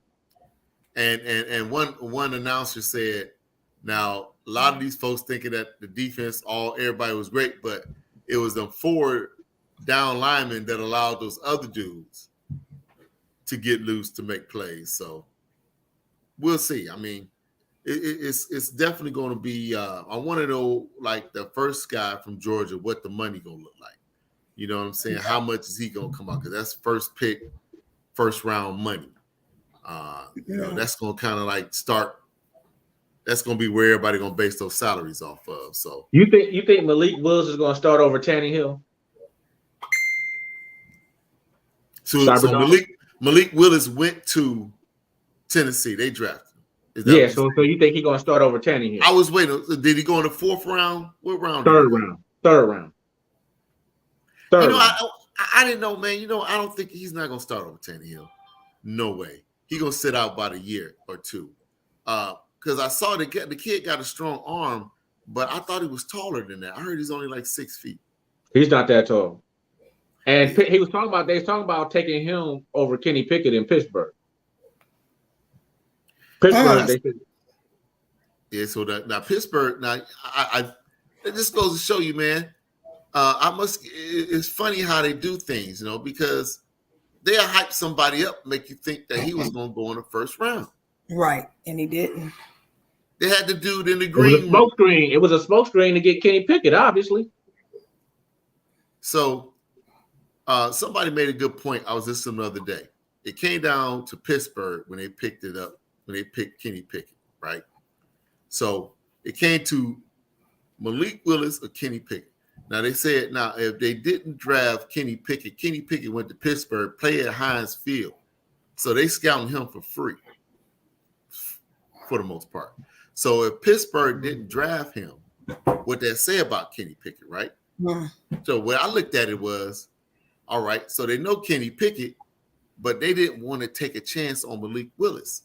So when they didn't take Malik, it really crushed him and dropped him pretty much out of the first and second damn round. Hey, he was heated too. You could tell when he got drafted. You saw him, man. He was. Saw his expression. He dropped further than any first round potential quarterback in history. But he got there on hype, in my opinion. They weren't talking about him like that until that pro day. You know, he got a cannon though. He got an arm on it. He's just not that tall. He's kind of like Russell Wilson-ish. I can deal with that. Me too. Yeah, I can deal with that. I'm shocked Seattle didn't think about it. But once again, like going back to Tanya's question, based on need. Seattle didn't even pick up a quarterback. Well then, okay. They took Michigan State's running back. Okay, now it goes back to this. Are they tanking on purpose? That's my point. We know what's happening next year. Well, they said that Baker was supposed to go to Seattle. Seattle don't even want Baker. They don't want. I'm telling you, there's certain teams don't want that winning record. I'm shocked Pittsburgh did, but Pittsburgh in the division and Mike Tomlin in the situation, he can't lose. He can't tank. Yeah, he can't. If Mike Tomlin tank, he gets fired. Yeah, 1 year. Yeah. CJ Stroud is the man. This next year, I'm telling you right now.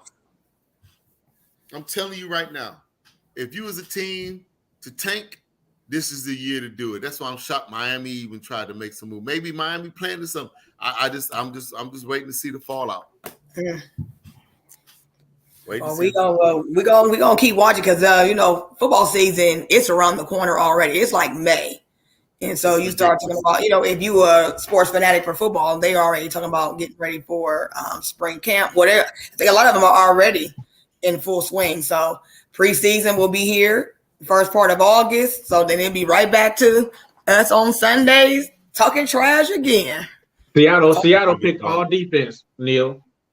All defense. Seattle picked all defense except Kenneth Walker. And they know they're not going to win their division, Troy. So they didn't pick not one. They ain't not trying. That's I don't know if it's not you can do. It's not you can't prove to no team that no team is trying to tank.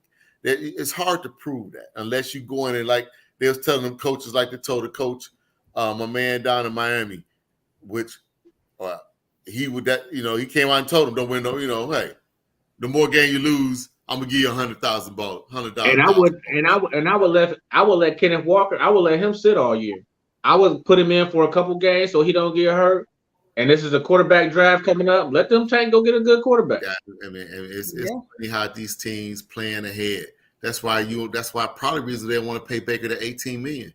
Baker gonna come out there and try to throw himself back into the Hall of Fame if he could. Anybody paying Baker Mayfield $18 million is kind of like paying me $18 million to go out there and play quarterback. Literally. Because I could go out there and throw the ball. I might be able to throw an NFL ball. I might be able to throw it about 30 yards. Troy, and that's about it. And Baker ain't throwing it more than maybe 40, 50 yards. So they can pay me that. He ain't that bad, man. Real talk. He just got hurt. He ain't that bad. He ain't that bad, Tanya. I'm telling you. He mess around. He probably wind up in right down there in the Big D. That's what I'm thinking. I know he's going to be in there because his ego is going to allow him to be there. But we can talk about Baker Mayfield forever because he has good quality. I will give Baker Mayfield this credit. He knows how to use negative fuel to fuel him. Right. That's what I was saying. That's my whole. That's why I said that, Troy. A lot of people don't do that. He does. He doesn't. So he's going to have this. He's a chipper. He's going to have a chip on his shoulder. He's just the type of dude that's going to have a chip on his shoulder wherever he goes. So he's sitting back watching this and watching him not everybody hate on him and stuff like that. He's going to use this as fuel. I would give that to him. It just depends on. But you can use as much fuel as you want. But if you get in a situation where your fuel is still going to make you garbage, you need to just sit down and just let you just chill out. Just shut up. Man, but take your 19 about the NFL, man. Take your 18, 19 million and sit down and get healthy.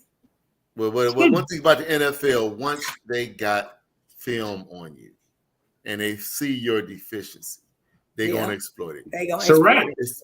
It's NFL, man. So you're right. He may not ever get those numbers again in Cleveland again that he had 2 years ago. To your point. However it go, he gonna get 18 mil. Whether he stay in Cleveland or go somewhere else. If you go to Canada, after taxes, you got 10 mil. You got to take the car back. You can sit and chill. And he got money from all the other stuff. It's so many people out there that need quarterbacks too. Seattle, they need a quarterback. You know what I mean? They're gonna wait for us to cut him though. That's all. They're gonna wait for Cleveland to cut him. So Cleveland will have to pay the 18 million, and then some other team gonna pick him up with a 1 year contract, $2 million or some crap like that. Yep, and he'll make about a good 20. So I see that you had on our topics about the WNBA player. I can't believe she's still in jail. That's a sore spot right there. Yeah. That's a sore spot. What you think about that? Go ahead and talk about that one, if you could. This is what I say, just with the conflict that is happening across the world. This is real life for her. This is real life for all of us. And she's an athlete. Right. But I feel that if she was a NBA player, he would have came home. This is where I say they don't value. If she was an NBA player, she'd be over there a little longer. Yeah. They're trying to make an example out of her. Make an example out of her, and I think, and I don't know all of the logistics. I've really been following the story, and it's disheartening because. Did you see that Russia? They just traded prisoners. Yeah. We had we was housing a Russian drug dealer, and they had like a Marine, like I think somebody from the Marines. I might be wrong. Somebody was over there. Right. You're right. You're right. And they traded it. They was like, okay, we take our drug dealer back, and we're gonna give you a Marine. Yeah. Why couldn't they do that with her? Right. I think they just trying to make an example out of her. It's wrong as hell. I just think that's what they're trying to do. Yeah. I don't think she's coming home no time soon. No time soon. No. Which is unfortunate. She had been in there, 90 maybe. She had been in there a couple months before even the news got wind of it. She's going to miss the WNBA season. She's not coming home. Yeah, that's what I said. She's not coming home. Not coming home. And I know her wife has been trying to help her and they keep trying to say they're going to help with Kim Kardashian. I don't care. Kim Kardashian ain't got that type of clout. She ain't got that juice. She ain't got that juice. She ain't going to touch that juice. Biden just gave them another $33 billion. They see that. They like, oh, okay, well, you trying to help out Ukraine. We're going to just keep you a prisoner. Yeah. That's where it all boils down to. Logistic. Like she just got caught. There's nothing the U.S. can do. There ain't nothing that we can do to get her out. We'd be to have her by now. Yeah, because she actually, and those are things that I look at this for me is a learning experience for yourself when you travel abroad. Mm-hmm. And they always say when you don't follow the rules, their rules apply to who you are. Mm. Like, again, what was it? I think a couple of years ago, the kids, they stole and they had to go to jail. They was in China. It was in China. They stole the art piece off the wall and kept old boy, and they sent him back. They sent him back home, and he died when he got off the plane, pretty much. Yeah, and so they sent him back. They sent him back home in a coma. Remember? Yeah, sit back on crazy. the coma. And it's just a learning, and for me, it is unfortunate. It's disheartening. It's sad because I feel that if it was an NBA, he probably would have been home. But it just also sees the value of a woman's life, also of American in our life. But you got to also the rules. And also, it shows you the value of respecting other countries' laws. And that's there's other things that we can get away with here that we can't get away with in China. Don't try it. Don't try it. And you said it. I ain't riding dirty in no other country. Nope, that's what I just said. I think I was talking to just an athlete, or I think it might have been Coach T when she was saying that we have the most lax laws here. But when you go over to another country, Coach T said it, you better know the rules. You better know what you're doing, what you're getting over it. I mean, even us, when we even travel, we have common sense. You know what I'm saying? I ain't gonna have this in my bag. I'm not gonna put this because I don't got time being detained. I got to go back to work. That's for everyday folks. But I think sometimes it's that layer of, over because of the athlete. You like, oh, okay, I'm gonna get away with it. No, you put the hand in Troy. You better shut the door, baby. On the way. You better respect folks' culture. Yeah, man. You're gonna pay for it. And you're already American. You're already American, and they already looking at you like, oh, you think you get away with anything? Oh no, not here. Not here. Not here. So we're gonna make an example out of you, and that's what they doing with old girl. She's not coming home anytime soon, which is terrible. Terrible. Over a she had like a vape pen or something like that. A vape pen. Yeah, a vaping pen. Now if that happened here, she had that vape pen and she was at the airport, they just would have just took it and we wouldn't even heard about it. Right. And that's the part in Russia. I wouldn't do that. I wouldn't do that in Russia. No. I don't even know why she in Russia anyway. She was going to play ball, but I mean, I would think that she caked up enough where she could just chill. But that's just disparaging part about women's pay and men's pay. They still got to play. It's totally different. It's totally different. They still got to play all year, like an all year round game to make that paper. Yeah. I think Coach you get what? An average rookie gets like maybe 100 to 200,000. Because I know at one time it was like they said 5-6 years ago, I'll say 10 years ago, the salary of a WNBA player was the salary of almost a teacher. Like teachers make more than a WNBA player, like a rookie coming in with like no endorsements, no anything. Now Brittany Griner is pretty much she's considered a superstar in the WNBA.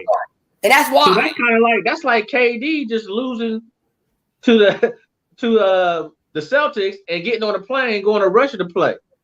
Right. Yeah. Right. You know what I mean?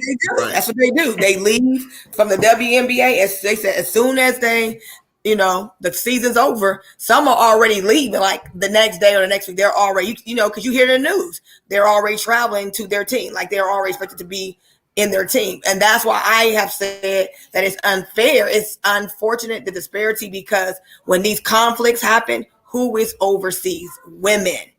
They're leaving their families, their children, their lives to go play, like you said, a whole 365-day year. Well, I hope they let her out soon because I mean I'm a little worried about this war in the first place. Yeah. I think it's escalating. Ramp it up. Yeah.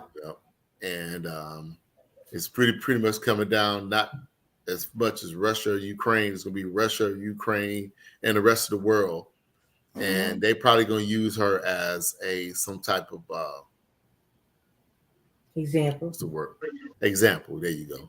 Yeah. Definitely going to use that as an example. And I hope she get out. I mean, I know that one family. I mean, soon. I ain't talking about like in December or nothing like that. I hope they let her out soon because, it looks bad and anything can happen. Who knows how she's being treated in that type of situation there, I'm sure it's not the best. And we know it's not the best because they're in a conflict. Watch the news. Right. Ukraine is suffering. Russia is suffering just like Ukraine is in the conflict.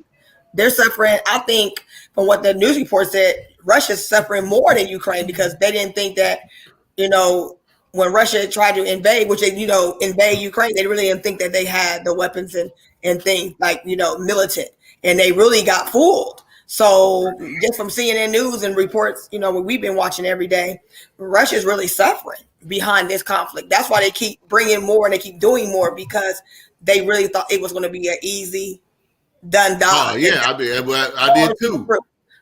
Yep, and it's probably yeah. I know we way off. I know we way off topic, but $33 billion to send to another country is a lot of money, bro. That's a lot of money, and we got people here suffering, man.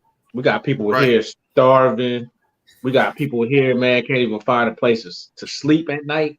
Oh, $33 billion to another country, but that could kind of be funneled back into our system. Our system. But that's a topic for another day. I don't want to even get into stuff like that. But what y'all think about Elon Musk and Twitter? It opened up Pandora's box to just talk reckless. They shut it down. That's why he did it. So he better talk crazy, because he's a what they call it, experience. No, he's one of them theorists. Conspiracy theorists. Yeah, that's what he is. Yeah, he had a lot to do with what was happening when 45 and President Biden was going for in office. That's why he's trying to buy him, and he's buying Twitter 44.4 million cash. Billion, not million. Billion in cash. That's why Twitter's entertaining it, because you're talking about cash. It ain't no moving money. There is no entertainment. It's bought. It's done. Wow, he bought. It's a done deal. So what does that mean for the people who got kicked off Twitter? He already says that he's going to bring those people back.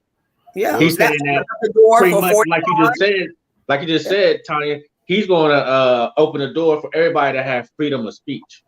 Yeah, and that's what it was. So Twitter is about to be it the end all to be all. Yep. It's going to be like it's going to be all. You already know. It's going to be when Biff got the remember in Biff got the sports almanac and was able to see everything in the future, and the world just changed and everything just went crazy. And that's what it's about to be like. Because it's going to be no holds bars. Because Elon Musk wants you to be able to say whatever you want to say, no matter what your political background is, whatever you want, whatever you are. Even if you're a supremacist or whatever like that, he wants them to be able to speak the way they want. It's going to be an all-out war. Right. On Twitter. Yeah, it's going to be, because now people can say, and we already have the freedom of speech, but I think Twitter was able to keep some of those violence. They would block you if you were doing like really over the top racial stuff. Yeah, like racial. I mean, now like you're homophobic, like over the top homophobic tweets and stuff like that. You'll get blocked. Basically, with Elon Musk coming in, he's saying that I'm not going to block you. I'm going to let you say whatever you want to say, because that's what he feels like our country is a place of freedom of speech. But it is sometimes over the top and too far for some people. You can't say, there's some things that you just shouldn't say. You about to unleash the bullies. Like, how you go and you like these 10 bullies, you about to unleash them to the yard and say, okay, you can bully anybody you want. You can do what you want. And Twitter's the place you can go to if you got computer muscles. You can say anything you want, and that you ain't gonna get touched. No, so that's what I'm saying. All these cyber bullies. Oh. Yeah, remember when Goop said that he was on Twitter with talking about Baker Mayfield and the Browns fans and stuff like that, and he was getting all kind of racial backlash. It's gonna be 10 times worse now. Just like that, yeah. It's gonna, and for me, maybe I might be over the boundary of because we talk, because again, the topics that we talk about are from a sports fan's perspective, things that we've heard, things that we have our own, just conversations about, barbershop conversations, even beauticians, and things that are happening. It's really, to me, it keeps, a lot of people are thinking, because it's towards Black Lives Matter, toward African American people, ethnicity, new American people, because that's who, we were being chastised. That's who we were being recorded. That's who they were talking about when they said it's freedom of speech. It was always geared toward them saying something racial profile about an African American or a new American. And then they'd be like, oh, okay, but it's okay because I got freedom of speech. No. So you're teaching people who already have this learned behavior, because you can see it already ramping up. Like Twitter has been really chomping down on these kids. Mm-hmm. And now you got Elon Musk, who was like almost this, I can't even think what they call it, this conspiracy theory. And now you keep saying, I can say what I want to say. You about to just unleash all these bullies back onto the Twitter cyber world. No filter. No filter. No filter. Yeah, that's what's gonna happen. Trump was banned. Trump was banned for life. Yeah, so he's back. One person that's gonna be back. So that's what we want to know. Like, is he, being back, and that whole polarizing statements that he has said, and now and look what happened. Look what happened. Really, January 6th was based off of Twitter people following this man, getting in these caravans, getting these constituents, which was Republicans who had offenses, and they were going behind this man with these polarizing, victimizing statements. And they did what? They went to the Capitol building and stormed it because of what they heard on Twitter. Basically, bottom line. And now you want to put it back on here again in the middle of another election that is getting ready to happen. And then in another 2 years, you're going to have another national election with everything wide open. And I don't have a problem with, honestly, I don't have a problem with freedom of speech. We should have freedom of speech. Right. But there is boundaries on some it's people. A respect. Some people don't have boundaries. You'll talk crazy about a person that's even like mentally disabled, or you talk about somebody who's handicapped or something like that. And you see it all the time.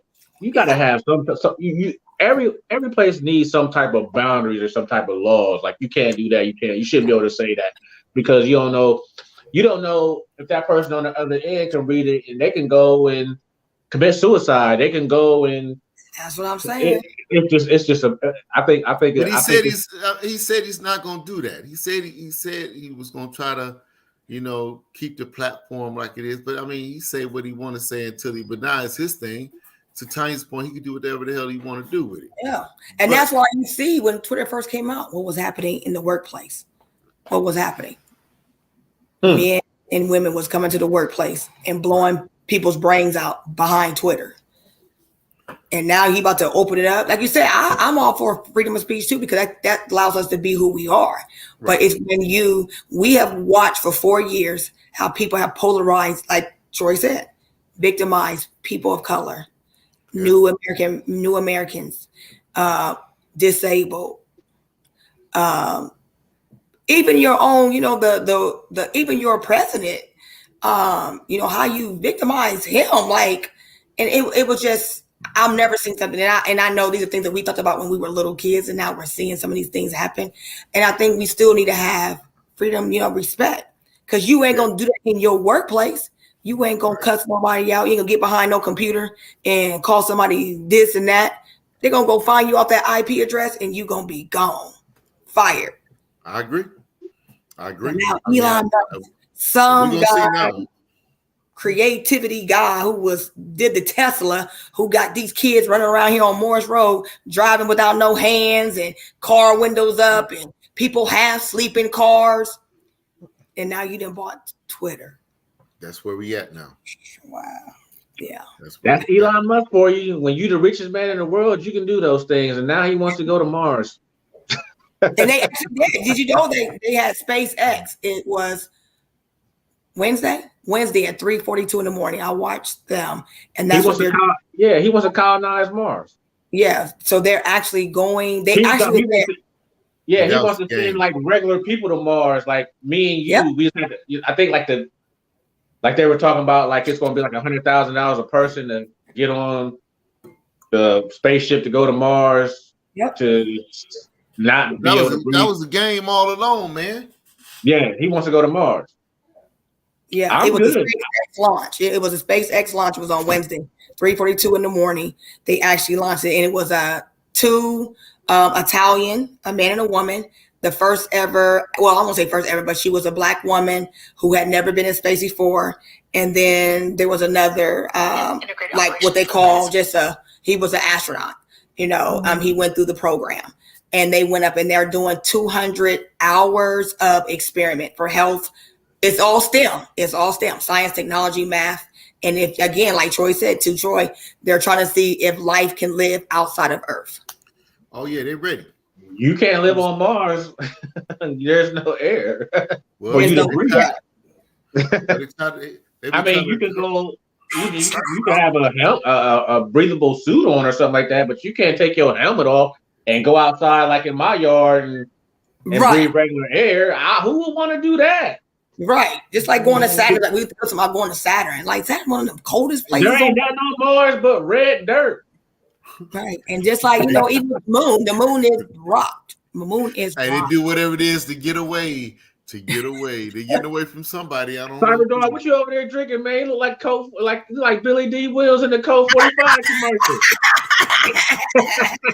You inspired me, man. You inspired me. Billy D. That's the same thing I saw. I was like, dang, Cyber Dog. Hey, that drink look good, bro.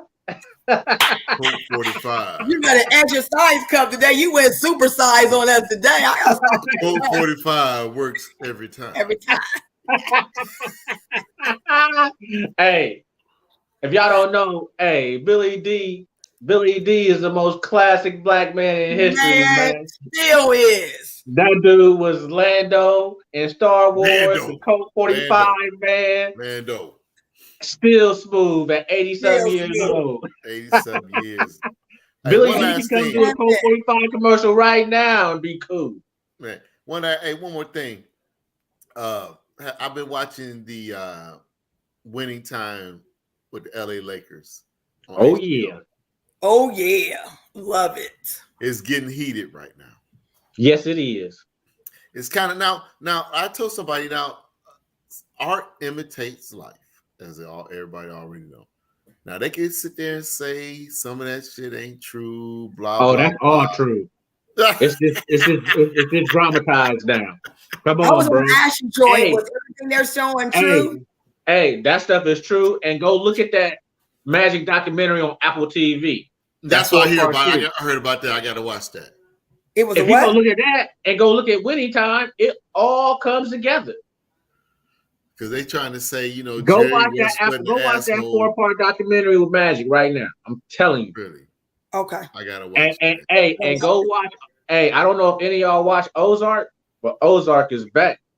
Chicago Yeah, definitely. Y'all watch? You watch Ozark, Cyberdog? Oh yeah, man. I'm about to binge watch it. My binge watching starts tonight. Oh, as long as I can stay awake. As long as the final 7 episodes of Ozark is on Netflix right now, and that's it. That's trumping Winning Time for me right now because I'm down an episode on that. Okay, I'm gonna leave you alone. I'm gonna leave you alone. The last episode of Winning Time, man. I'm telling you, man, it started. It almost made me want to go back and look.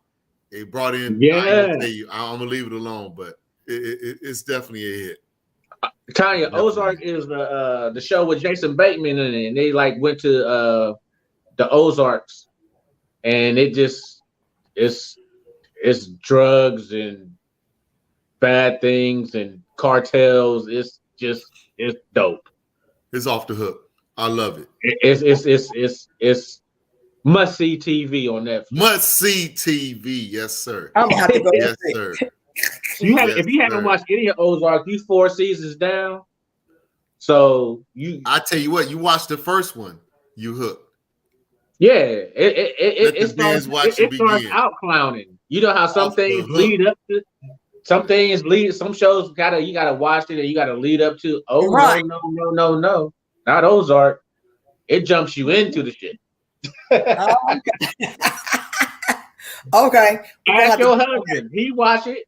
Yeah, I'm about to ask about our kid. Yeah. And what I would like to do, I don't know who has the topic next week. I do. I would like to help. Okay. I would like to send you just a few things. Nah, I think I got the topic next week. You do? Oh, yeah. You know what? Yeah, it is Troy. Yep, it's Troy. All right, cool. Troy, Well, go ahead, man. What topic did you want me to jump off with? No, I'll shoot it to you. I would say I'll shoot it to you. You know, I think that's something. I mean, because things happen just like a blink of an eye. As soon as we get off this show, shit start happening. You know what I'm saying? And I'm just gonna start shooting it to the thread. Soon something you can just take it. Whoever. I think Arkells did that last week. I'm just gonna shoot some stuff to y'all because we in some crazy times right now, man. Real talk. Yeah, we are. And I think we in some crazy. It's crazy out there. Yeah. That's why I stay in the house. No, it's crazy right here in our city. I watched the news the other night. Young boy, 16-year-old. They was racing him. They was chasing him down the police. And he jumped out the car. Jumped out the car. I said, sign that dude up. He can be the next Evil Knievel. Get that fool. And R.I.P. the Roosters up here on 161. Bro. There we go. Now let's talk. Let's get a local segment going. Hey man, come on, man. We down for it. Hey man. It's not like that Roosters up there. They didn't change their grease every week like the rest of the Roosters. That was bad, man. Yeah. You know how many times I come home from work and we ain't got nothing on the plate. My wife be like, just get something from Roosters. It's 5 minutes away from my house. I can just go up there and get my kids whatever they want to get. What would you normally order, man? What you normally order up there, Troy? I got the all drum garlic wings. Hey. All drum medium garlic with the dumpster fries, and I sometimes get some of those buffalo or whatever sauce I want, shrimp. And sometimes I might get the wedges. My wife, she loved the turkey burger. You know what I mean up there? The turkey burger was real good. The hamburgers up there was real good. The subs was good. Man, it's just a shame, man. And Bob would come home too. We would go to the Palace, or he would, y'all would do y'all's bowling tournaments up there. Like, hey, I would call him up like, hey, before you come home, get me some roosters. We like, can I get a rooster's nest and a good sweet tea? And Bob already owed me like 10, 15 wings from Roosters. That'd be our bet. Like, just get me some Roosters. We good. And now, you saw on the text out here in the Cyberdog. I was like, man, go up to New Albany and get my wings, or go up to Polaris. Roosters is always packed. It's always some people there. And this Roosters up here on 161, man, they was always packed. You can just be. I met people up there for business. I met people up there, man, just to kick it or whatever like that for years. For years. Me and my friend Lynn, we would go up there, like we would go to that little club that was right in that little plaza, and we would leave there and we would go straight to get some roosters and then take it on way back out east. Or I would even go there on my lunch break. I would order my food. And because I teach at Horizon, go get it. By the time I get back home, eat it right there. Take about 10, 15 minutes, eat. And then come on back come on back. Roosters was clutch. Roosters is clutch. That's R.I.P. Hey, but Roosters had to make an executive decision, man. You can't have the employees getting shot. Right. They coming into the place. You know what I mean? You can't have the employee. Then somebody got killed up there a month before, man. It's a sad situation. It's just a sign of, you think back in the day, that was the suburbs. Get ready to go. Yeah. Okay. You know what it used to be before that Roosters got there? It used to be at Denny's. That's right. Sure did. Right. And that was even clutch too. What? Right. It used to be Denny's. That whole 161 strip. Remember, they had the Elephant Bar. They had the Olive Garden. The Continent. Elephant Bar. They had the Olive Garden there. We had Hooters over there. We had everything over there, man. It's pushing us all the way out to the suburbs. Service merchandise was up here. Who remember service merchandise? Remember Duff's was up there, and it was Duff's, and then it went to Ryan's. Duff's was up here. Ryan's Steakhouse was up here. Yep. They had a Ponderosa up here. Ponderosa had a ground round. What? Headliners. That's why I went up north, because of Oh headliners. man, he pulled out a headliner. That's where I used to But- get it in. Headliners. It's the OK Corral up there now because somebody got killed up there where headliners was. Like 2 people got killed up there.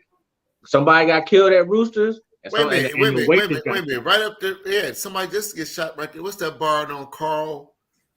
On Carl on 161. Podunks, right? Yeah, that's what I'm talking about. Okay, That O'Grady's, Rosie's O'Grady's. Yeah, somebody like 2 people got shot in the parking lot up there and killed up there, man. I mean, it's the OK Corral. Yeah. You can't That's have why- nothing, man. That's why we just said But- day party only. If you're going to give me 10, maybe 9, between 8 and 10, after that, I'm in the house. But Roosters was the staple, man, Right. because Yeah, that was the everybody was, Period. Yeah. no matter what was your demographic, color, creed, whatever, everybody was at Roosters getting it in. got It it on didn't and matter. got along. Yeah, and Got got along. along, And no that was problem, the man. we about shoot. We would I go up there. chopped it up there. I chopped it up with lawyers, gangsters, everybody up there. It didn't matter. Everybody picked it up there. Everybody wants some chicken. You Yeah. can't go wrong with chicken, and they done upped it up for everybody. Now I gotta go to New Albany or Polaris to get some roosters. Right. Well, it won't be the same for me. No. Yeah, I understand, man. That's that. Now the one that's still holding on, and I don't know how it's holding on, is that one on Hamilton Road. Yeah, Because Right there on it's in Whitehall. The one in Whitehall.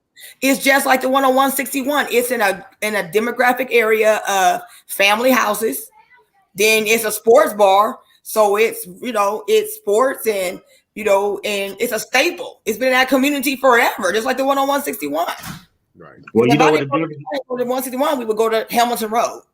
You know what the difference between the one in the Roosters on 161 and Hamilton is?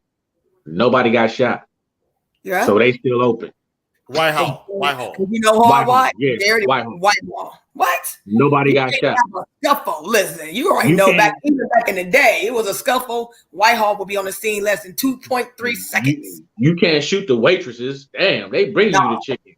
Yeah, They- they bring Who gonna want to work there now? You got to do some hard time. They got to have a vote. Somebody shoot somebody like that at a Roosters. Just let the public vote. How long should they get? And You everybody should get sit up 20 years on top. If the restaurant closes because you shot up the restaurant, right. you should get 20 years extra on your. Ooh. and never get no chicken the rest of your life. You can never get no chicken. You ain't allowed to have no chicken forever. You shot up Roosters, bro. Everybody go to Shout out Roosters. Roosters. Everybody go to Roosters. My mama go to Roosters. Yeah. Everybody go to Roosters. That's crazy. And it wasn't You because of got that. a Roosters. You went. Like, And man, you mess it up for the whole daggone neighborhood. yeah. For a whole neighborhood of people And like kids will And walk so up you in know all those people gonna go to New Albany or Polaris where they gonna be like, we don't really want to see y'all. Right. That's real talk. You know what Might I not mean? let them in the door. They might close the door. I'm keeping it 100 with y'all. Hey, Yeah. they don't want to see us in Polaris. They be like, why don't you just go on to Whitehall? Right. Yeah. That's real talk. They don't want to see us over there in New Albany or Polaris. And Total different vibe. It just ain't Oh. the same vibe, man. I've been in all of them, and no, ain't nothing like 161. No. And they used to have to remember that because 161 had the jukebox. Where you just put your little money in there and it'd be it like on a Friday night, Bob would come out of bowling and we would go right in Roosters and just kick it. Put some money in the jukebox. We back there, it'd be back there going down. You'd be in there like it'd be almost a club. Like, because all the clubs used to be on 161, they would shut down, everybody would be in Roosters. Just like it was Denny's. And then And you that go Roosters ain't closed till like 1 o'clock in the morning too. So you can get in there late and get something. yeah, so- see another day. Not no more because No. they done took the Rooster sign down. They done took the side sign down where it shows the old Denny sign. So I don't know what the hell going up in there now. They probably they said it was It taking ain't, it down. it ain't gonna be indefinitely. Rooster. Yeah, they said on the news they was gonna be shut down indefinitely. I still couldn't believe. I was like, who shoots up in a restaurant and shoot a waitress? Like, But you know all the people who was doing that shooting, they was all teenagers, just like Cyberdog said. Dude was like riding down the damn freeway and jumped out the damn car. I'm A teenager. He was like worried. 16 years old. I'm worried. I know when we were coming up, and I could say we. I think we all close to the same age, same cut from the same cloth, like the old folks used to say. Ooh. The old folks used to be like, these y'all kids is this and that, and it seemed like we saying it now, but we wasn't like them. Nah, I wasn't jumping out no cars or shooting up roosters. No. I wanted to eat. I wasn't doing that bullshit. Right. Yeah. Well, we had respect. And then first of all, too, we had a curfew still. Like, I won't say, even at 22, 23, there just was a line that you just didn't cross because you didn't want your mom to find out. And we didn't have no cell phones. By the time you got home or you came to the Sunday dinner, your mom knew all your business. And then, because again, churches were still valuable. They were still really a part of that staple in the community. So you could be across town. Like, I could be all the way in Northland Mall. I bet I won't be in there. I was about to say, what I was doing when I was 15, 16 years old? I would get on my little BMX bike and ride it to Northland Mall and stay at Northland Mall the whole day. I would be in Northland Mall, or I would catch the bus. I would catch the bus to Eastland Mall. Yeah. Just to walk around and do laps in Eastland Mall the whole day. We had the movie theater in Eastland at the time. At the time we was growing up, we had the mall inside Eastland Mall, and then you had the mall outside. And then for us, 18, we going to Cleveland. I'm going to Shaker Heights. I'm going to, what was the club that sat on the water in Cleveland? The Flats. It was called. We went to the Flats on Saturday. There was a routine. Don't tell me. There was a routine. So on Thursday it was the Mirage. The Mirage. There it was. That was Saturday. Friday you would be in Jello. Right. Saturday Mirage. Sunday you would come back home and be in Coconut Beach Club. Like what? That was just the staple. And it was no fighting. I mean, if it was fighting, it was rarely a shooting. You would fight with your hands and you would be in the club at Coconut Beach Club on Sunday kicking it. Or when we was really going out, we would be in Flyers. Flyers going ham or Club 2 Shake. Like there wasn't. And then even when you had drugs in the system, because we had drug kingpins and all that, everybody had a respect, a territory, and you didn't cross over it. You stayed in that territory, you saw what you did what you did. Right. Now, there ain't none of that. There's no layers. Like what? I'm just worried, Tanya. You're an educator, and I just worried about these gun laws now, and the guns is getting into the wrong hands. Yeah, and that was oh my God, we can talk about this forever about that whole new ruling, that executive order that he did. Right. I even for me, like that's what keeps bringing up now. Like, should teachers have guns in the classroom? Right. No, I don't want a gun in the classroom. I don't want a gun because I don't want to have to. I would never want to have to hurt a kid. That's an excuse. That's a reason. Yeah, that's an excuse. I would never want my child to come up against somebody who just didn't like me for the color of my skin, to shoot my baby just because he wake up today and said, boom. No, you giving them too much already. Like, you got teachers in the system are already teaching our children and they don't like our children. And now you're going to. I have a daughter in school right now. I would not want her teacher to have a gun. No, because anything of what? Can happen. Yeah, anything can happen. It could go off. You know what I'm saying? Kid can find a gun. No. So those are just my opinions. I know everybody has their own, but from my personal, and I'm very close to my students, very close. I'm relations with their families. I would never want to have to think about pulling a gun. That, to me, if you got to pull a gun out, that means you don't have a classroom relationship with your kids. Bottom line. Right. That's how I say I don't care what nobody. On that piece, I will say you ain't classroom management. Those are those teachers that ain't connected with the community. They ain't connected with the class. They ain't connected with themselves. They ain't connected with the students.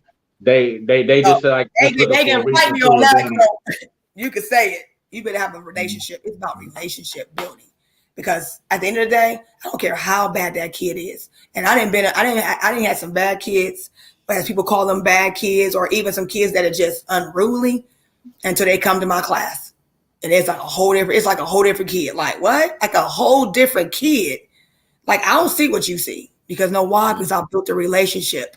And it's not just 1 week relationship. It's like knowing who your mama is, knowing who your daddy is. It might have to be talking that lingo. And maybe because I'm African American, versus my partners. But I know there's many white teachers also that are just like me who love their kids, and you got to build a relationship. So putting a gun in my hand to even think, no, or even them turning the gun on me.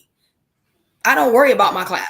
That's what you see on TV. It's maybe 1%, but it's so stigmatized, and I didn't love the word, but it's just so magnified. I want to say about that, but kids are in trauma. They are. I'm not gonna say they're not, and they come to school with that trauma. But that's where you gotta build that relationship, and that's just my philosophy, straight up. Because we had it when we was growing up. But it also starts at home too, Tanya, because and it does too. Yeah. You gotta at home. It starts at home. Yeah. You got to be able to make sure that you got your kid on point, because if you don't have your kid on point and you ain't paying attention to your kid, they're going to find attention somewhere else, and it's going to be in your classroom. Yeah. So some of those kids, man, they like you said, they got trauma and they got probably mental shit going on, but they you got to make sure that you got moms these days that are 20 years old or 22 years old, or with kids, bringing them to school and stuff like that, and they still kids. So like I said, it starts at home, man. And it does. It starts at home. It starts at home, and it has to be better. It just you can't expect a teacher. You can't expect a teacher to raise your kid at school. That's what's happening, correct? And that's what's happening. You know what I mean? Yeah. And I say that is that. That's what we did. We raised kids, but parents helped. Parents helped raise children. Children are now being raised by social media. Children are being raised by what they see in their peers. I think when we was growing up, we had one fool and one hoe in a class. Now you got 10 hoes and 10 people who want to be gangbangers. So you don't have nobody standing up for what's right. And then the kids that are standing up, they are now being bullied, or they're now being pushed because now they're being ostracized because I just want to be a kid. Because you got everybody walking around here trying to be a hoe. No, we ain't got no hoe. You want to be a hoe? Girl, absolutely not. They don't understand what they're doing. That was offensive. You better not. That was offensive. That was fighting words back in the day. You ain't calling me no hoe. You ain't calling me no B. That's why I said it was one hoe in the class and one clown. Now you got 12 clowns that now want to be gangbangers, and then you got a bunch of hoes that's just doing whatever and see whatever. These kids are young. These kids ain't no high school kid. These kids is elementary kids starting off. So that's why I love what I do. You got to be in the community. You got to be in the know-how with your kid. You better know what your kid. Put that phone down. Yeah. You better pick up that phone at any time and see what's on it. Because it's 25-year-old men that's on it. Now, them kids is behind them click-clacking, them 12-year-old that you all be over here, like I said, I be beefing with them 12-year-old kids behind the screen. Or it could be a 35-year-old man behind the screen. So just knowing. So those are things that as we, lead out is knowing what, your kids, you can still give them privacy, but just be in the know-how. I don't care if you got to work an 80-hour job. If you're going to start giving kids phones, have passwords, have information, know who these kids are. Just say, you can go anywhere you want to go. No, because we didn't do it. You say, Mom born here, come on, what, when, where, where? Hell no. No, I got the password to we got the password to all my daughter's stuff. We got passwords to everything. She ain't that she can go on there and do that we don't know. School, Troy. Right. You old school. It has to be. Ain't nothing that she can do on that phone that we don't know. And she don't have that phone in her hand always. She get that phone maybe 2 times a week. On the weekend, that's it. She don't play with that phone Monday through Friday. No. Yeah. You old school. You old school, Troy. I don't do that. I want to say you raising your kids the way they should be raised, but it's rare. Right. That's the word I want to say. Rare. You and your wife are rare parents. Yeah. And unfortunately, there ain't many of us left. But you know what? But you know what? It's not. We are here. We are. We just don't get talked about. There's many parents, Jared, just like us 3 on this phone. It's many of us, but we don't, because we get scaled, we get washed over because of those small, that 1% or 2% of what really is happening. But yeah, just be mindful. Yeah, but we can bring in that local. Let's bring into that local community conversation. And I know we went over, but I'm glad. This is just good for anybody. From fan perspective about your local things that are happening. If your constituents, leaders, business owners, come on a Sports, Wine, and Brew show. Right. And let's talk about it. Let's bring these new topics. Yeah, we got prom seasons happening, and I love it because it's the women are chic and the men are handsome. I said, I guess men must have found that hymn this year. Instead of these knickerbockers they had on last year, I said, okay, I guess my men went and found the hymns and they ain't with these knickers and tight pants on. I said, man, my men look handsome. My young men look handsome. Right. That's how it's supposed to be. Yeah, you should also bring in like black owned businesses and stuff like that. Like I was watching the news where they had like some dude had like C-Bus Soul or something like that, where he had like an outline of all the black businesses. Like if he was coming from out of town, where all the black businesses are and stuff like that. Shit, we can highlight them people too, man. He was bringing up people. I was like, I didn't even know that existed. I didn't know they had a business. I didn't know that. You don't know. Right. Well, let's bring them. Well, if you got them, let's bring them on. But really quick, before we get out of here, I want to say the champ is here. Now that you talked about that, we have the 2022 USA National Boxing Champion right here in Columbus, Ohio. His name is Antonio Johnson. He is the number 1 ranked 8-year-old boxer in the United States. His sister, my big sister, Alma's grandson, representing Columbus. Remember his name. So his name is Antonio Johnson. He's 8 years old, the number 1 ranked. If you go on my page on Sports Podcast and Sports Media, you will be able to see him. We are trying to talk to Mom about him coming to the show. So keeping fingers crossed because I want to talk to him. So do you have any like YouTube or like highlights on him where we can watch? You know what? I'm going to talk to John and see if we can get some highlights. But yes, he is a 2022 USA National Boxing Championship. 8 years old, ranked number 1 in the United States, right here in Columbus, Ohio. Man, bring him on. Bring it up. So yeah. Hey, speaking of boxing, hey Cyber Dog, you think Tyson Fury could go down as one of the greatest of all time? Ooh. Oh no, man, that's a tough one. Now you trying to y'all use that too loosely. The greatest of all time. Man. I said one of the greatest. I said one of the greatest, not the greatest. Top 5. He could. Top 5. He could. You saying top 5? Ooh. You think he'd be one top 5 heavyweights? Ooh. You think Tyson Fury can be one of the top 5 heavyweights of all time? He's gonna knock out. He's gonna pull you. He won't knock out Muhammad. Okay. No. I'm gonna give you 5. You tell me who you gonna knock out. You gonna knock out Larry? Larry Holmes? Yeah. Yeah. He knocked out Larry Holmes? Yes. Larry Holmes? Troy. Yes. Troy. Tyson Fury? Yes. Okay. Yes. Keep going. Mike Tyson? No. George? He knocked out George. Smoking Joe? Come on now. He got to knock out somebody. That's why it's a debate. That's why I'm asking you. I'm going to give you 5. I'm going to give you 5. You tell me where you go. You already know Ali to go. Can we call Ali to go? Yes. Mike Tyson. Yes. Smoking Joe Frazier. Mm. Then I'm going number 4. I don't know. I'm going number 4. I put Larry. I gotta put my man that beat Tyson, not Buster. You know what I'm talking about. Dude from England. Evander Boy from England. Boy from England. I'm talking about, yeah. Him. What's his name? Come on, help me. Lewis. What's his name? What is his name? That's the damn shame. That's sad, man. We a damn sports show don't know their name. What is his name? I know who you're talking about, but he's from England. He has an accent. England. And he's a beast. I really didn't want to put him in the top 5, to be honest. He got lucky one night. Whoa, why not? I ain't really want to put him in there. What? I really want to put him in there.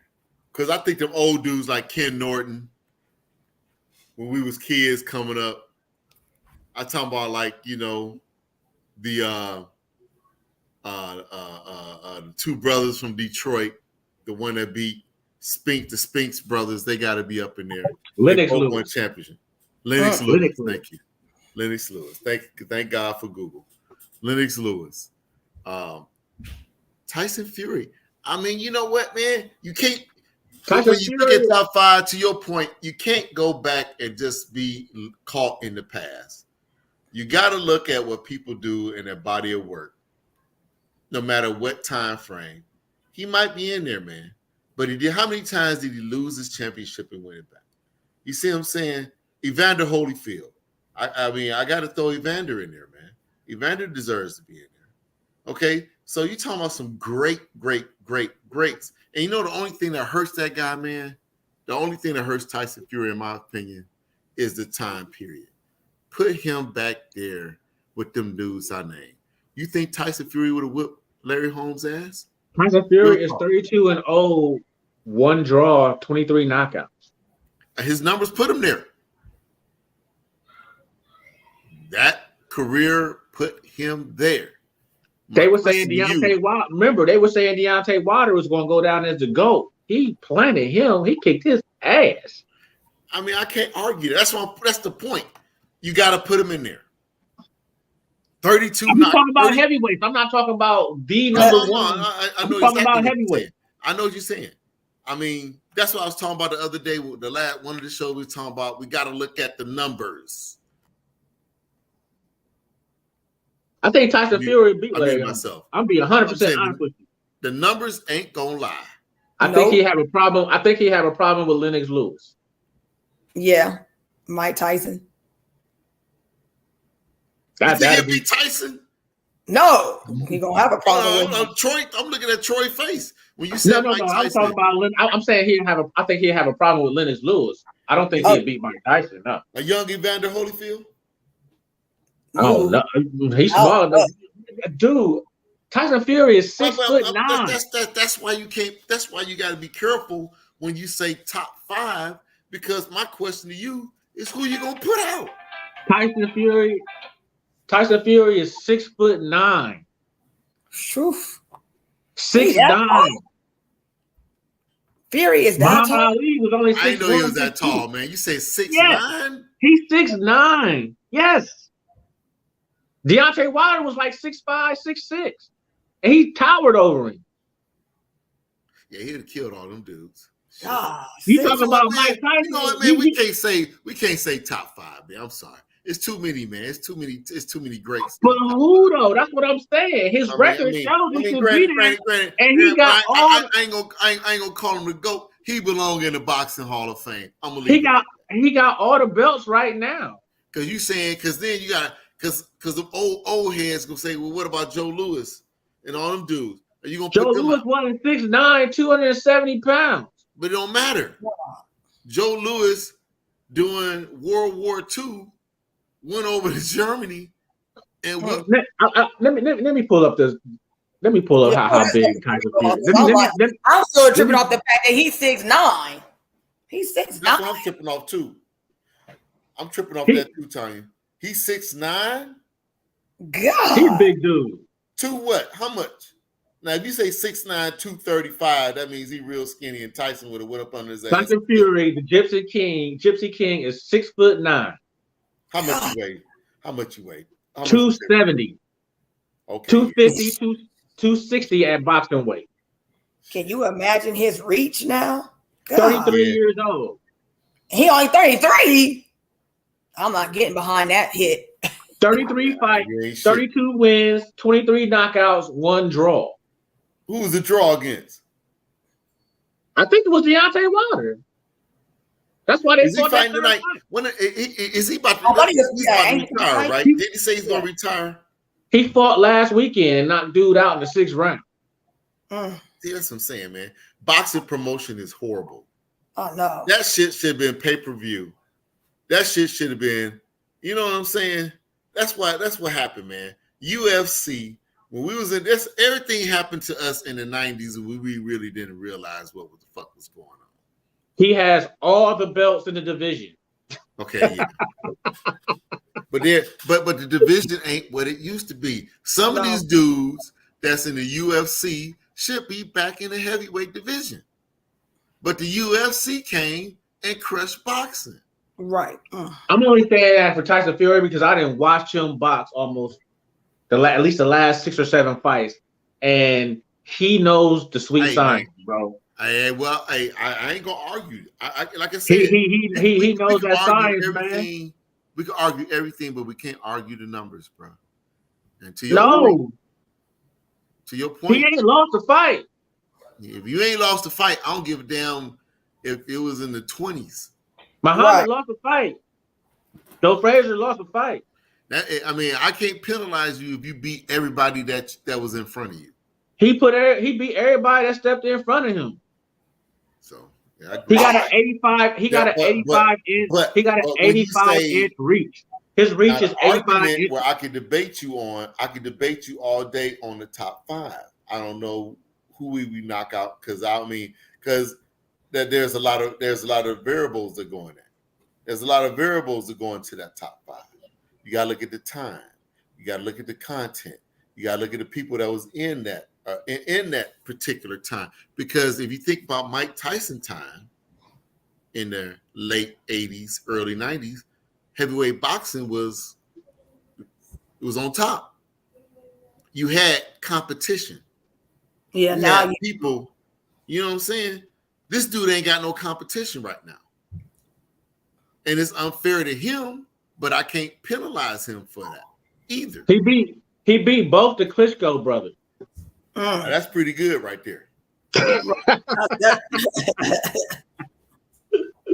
them Klitschko brothers, they so cold, they take the gloves off and they pick up the machine gun and they in war right now over, you know what I'm saying? So you got a good point, man. I mean, I'm gonna say that to the next show when I do my research, and then I can intelligently argue with you about this because I don't know if I could put him in the top 5. He fought Deontay Wilder 3 times. 1 was a draw. Who? And then he did Wilder. He fought Deontay Wilder 3 times. 1 fight was a draw. That was his only draw on his record. Wow. Yeah, man. And he knocked him down. He knocked him down in the 3rd round with the draw fight. I mean, I'm not gonna argue the fact that he should be he's one of the top boxers. But when you say top 5, I mean, I'm just saying do my heavyweight. research.